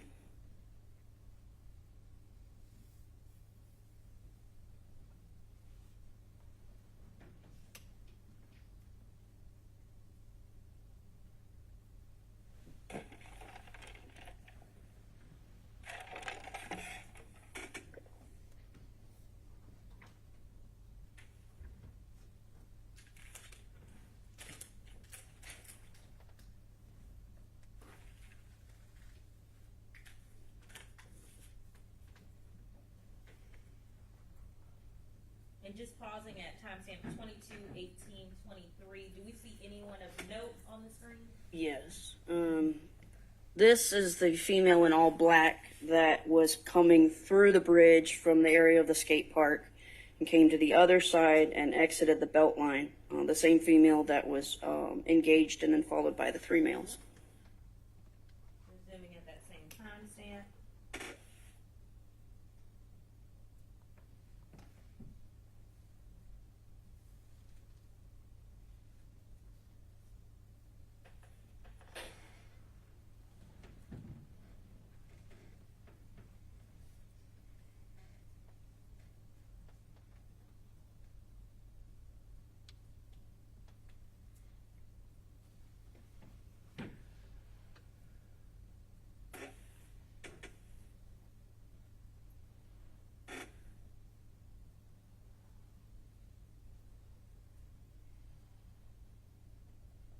Ending at timestamp 22:19:02. Sergeant Parent, did we see that group of individuals, those 3 males, anywhere? No, they did not. They didn't exit the BeltLine area.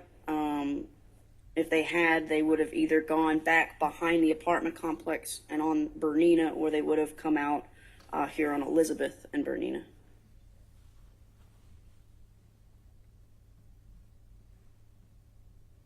And again, you watched much more than we're watching or displaying here in. Days worth of viewing, yes. Days worth of viewing.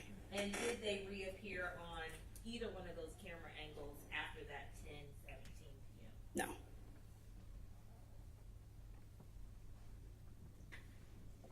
Now I want to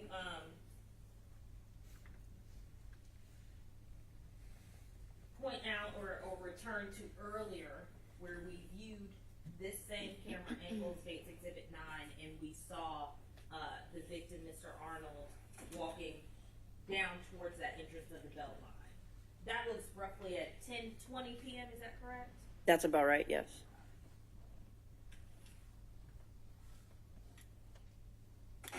Now, after we see Mr. Arnold, as we saw earlier, travel past this wise camera footage at the corner of Bernina and Elizabeth Street, do we see him reappear on any of the big cameras? No. No, we do not. Okay. That's checking the alternative route of the belt line that goes back behind Bernina? Yeah, he did not, he had to go to the right because if he had gone on the left, it would have been that last view where we saw where the path continues down, it's brightly lit, or we would have seen him go down under the bridge. So the only alternative, when we see him enter the BeltLine path, is that he has to make that right onto the access trail. Now, I want to return back to our bridge camera angle.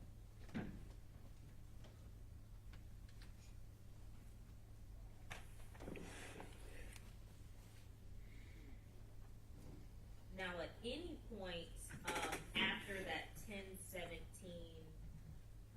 p.m. timestamp where we see those 3 individuals leave headed off towards the beach circle location, do you see anything else of note in that same under the bridge angle? Yes, so in earlier video we had the audio clip of a gunshot that you can clearly hear.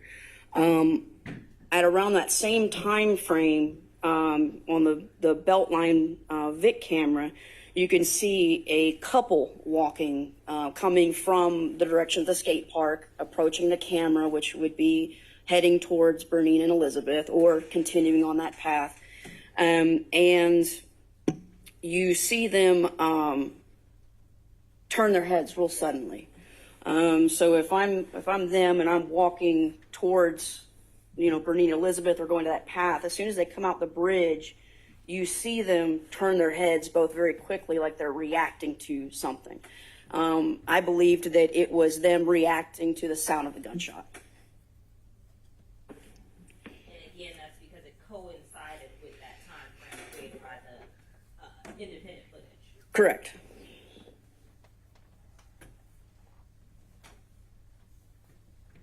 Now, with that note, I'm going to fast forward 10:27.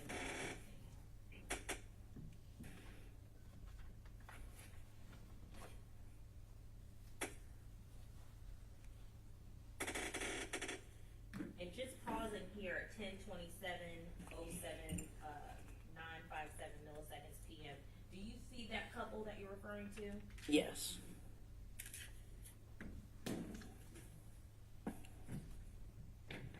It's these two right here.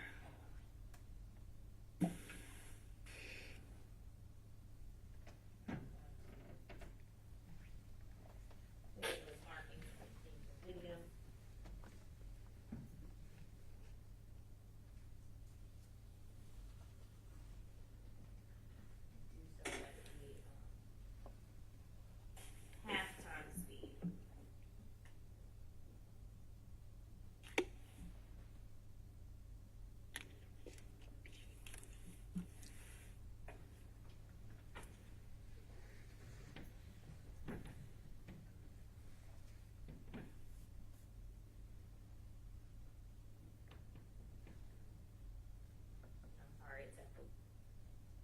We'll play it at regular speed up until timestamp.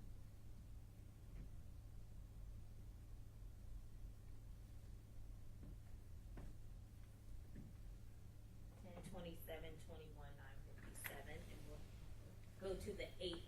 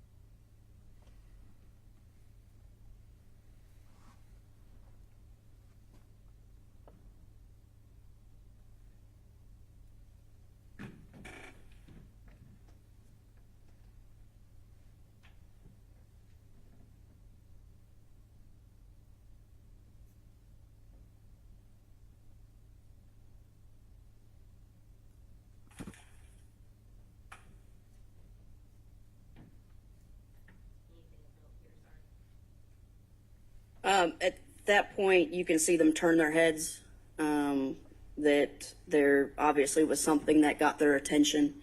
With the time frame, it coincides with the warehouse audible clip.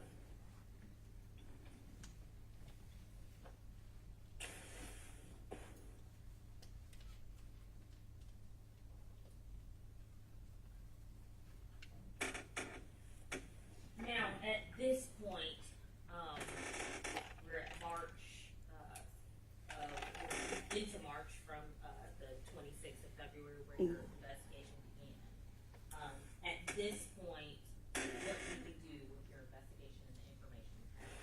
So, based on the timeline that we established with the path of Mr. Arnold, and then marrying it with the footage for the couple turning their head to the time with the gunshot that's audibly heard, it coincides with about the time that Mr. Arnold would have been in that location at that time. And we now have people that are lingering in the area, 3 subjects that are lingering in the area. We also have the car where the owner of the vehicle was not present at the time. These 3 individuals were in the vehicle, and we have these 2 people that turned their head and noticing the shot. So we had a press conference, little news briefer, looking to identify persons of interest in this investigation. So we wanted to first and foremost get the owner of the vehicle. So we put up the information. If you have any information, we'd like to be able to process, your vehicle, and then put up the couple. We think you may have witnessed or been in the area to notice something, like to speak with you and see if you've got any information. And then trying also as well to identify the 3 male individuals that you see walking around the park, around Inman Park, and on that BeltLine at the time Mr. Arnold was in that area. And the date of that press conference was March 10th? Yes. And with the press conference and the news release, are you solely trying to find the 3 persons of interest or additional information as well? No, always when we do like a public announcement, we're looking to identify persons of interest, to ask them some questions.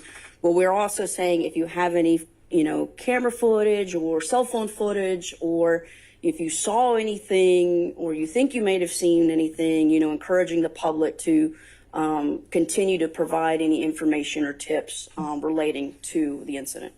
Did you try to locate the owner of that black BMW that we saw? I did. Okay, and did you try to determine who that couple that we see reacting to the gunshot was? I did. Okay.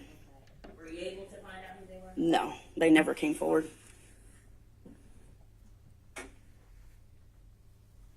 Now, after the press release on March 10th, 2022, did you receive any information either on the 10th or 11th from any individuals who had knowledge of the case? Yes. So I was working my shift that night, the evening shift, and received notification through our dispatch on our detective channel that there was Hateville PD was notifying Atlanta Homicide that they had someone in Hateville who stated that he had information relating to this case and wanted to speak to the detective involved. And did you go out to speak with that individual? Yes, I did. And was that individual Mr. Shaquan Crawford? Yes. Now, what did you learn when you went out to speak to Mr. Crawford that day? So we met Mr. Crawford where he had flagged down the Hateville officer. So it was at the racetrack in Hateville. I don't know if you're familiar, if everybody's familiar with that area, but it comes right off the interstate. It's on Virginia Avenue. And, you know, nice public meeting place. And when I spoke to him, he stated that he had been contacted by the individuals that were in that footage. He stated that he received a screenshot of the photo from the news release. Can you identify these individuals as persons of interest? And stated that one of the individuals was saying, "This is me. I'm on the news. I need to get out of town. Can you help me?" And that individual, was he able to identify him? Yes. Who was that individual? Malik Williams. Was it Brandon Williams? Or I'm sorry, Brandon Williams. I'm sorry. Sorry. I'll rephrase. Who was that individual? Brandon Williams. Okay, so I don't have a leading question. I apologize. Now, with Brandon Williams,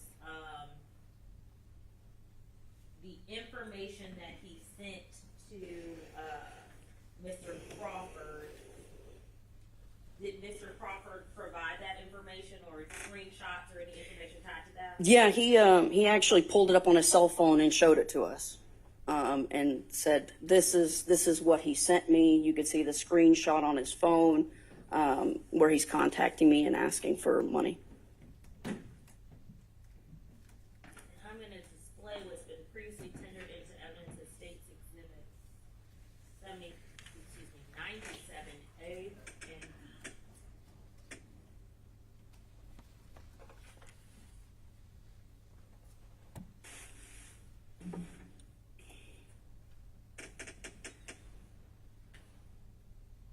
Looking at States Exhibit 97A and then States Exhibit 97B. Do you recognize these documents? Yes, this is screenshots from his phone. From the phone of Mr. Crawford? Yes. Okay, and the conversation we see is related to a contact named as Kid. Was he able to identify who Kid was? Yes, he identified him as Brandon Williams. Okay. And were you able to find any information on the name or nickname Kid being linked to Brandon Williams? Not initially, no. Okay. Subsequently? Yes, later on. Okay. And how were you able to find him, or where was that information? What was it that you found that linked the nickname Kid, or if you're familiar with Kid DeHardy, to Brandon Williams? Social media, and afterwards in cell phone data. Now, particularly with what happened to Mr. Arnold on the night of February 25th, 2022, did Mr. Crawford give you any information that Brandon Williams provided to him about that incident? I'm sorry, what was the date on that? So when you spoke to Mr. Crawford on this March date, at that time did he say how Mr. Williams, if he was, Brandon Williams, was involved at all in the homicide of Mr. Arnold. So he stated that Brandon Williams told him that he was involved in the murder of Mr. Arnold, that him and Meat and Not join that objection. So the witness has already He testified. Overruled. Please answer the question. okay. So he stated to me that he was told by Brandon Williams that Brandon Williams stated that he was involved in the murder, that him and Demetrius Ross, Meat, and Tabu were in the area, and they were looking to steal cars because he knew of a chop shop where they could flip them real quick and make some money. And so they were actively trying to steal cars in the area. Let's break here for a few minutes since we've been going over an hour.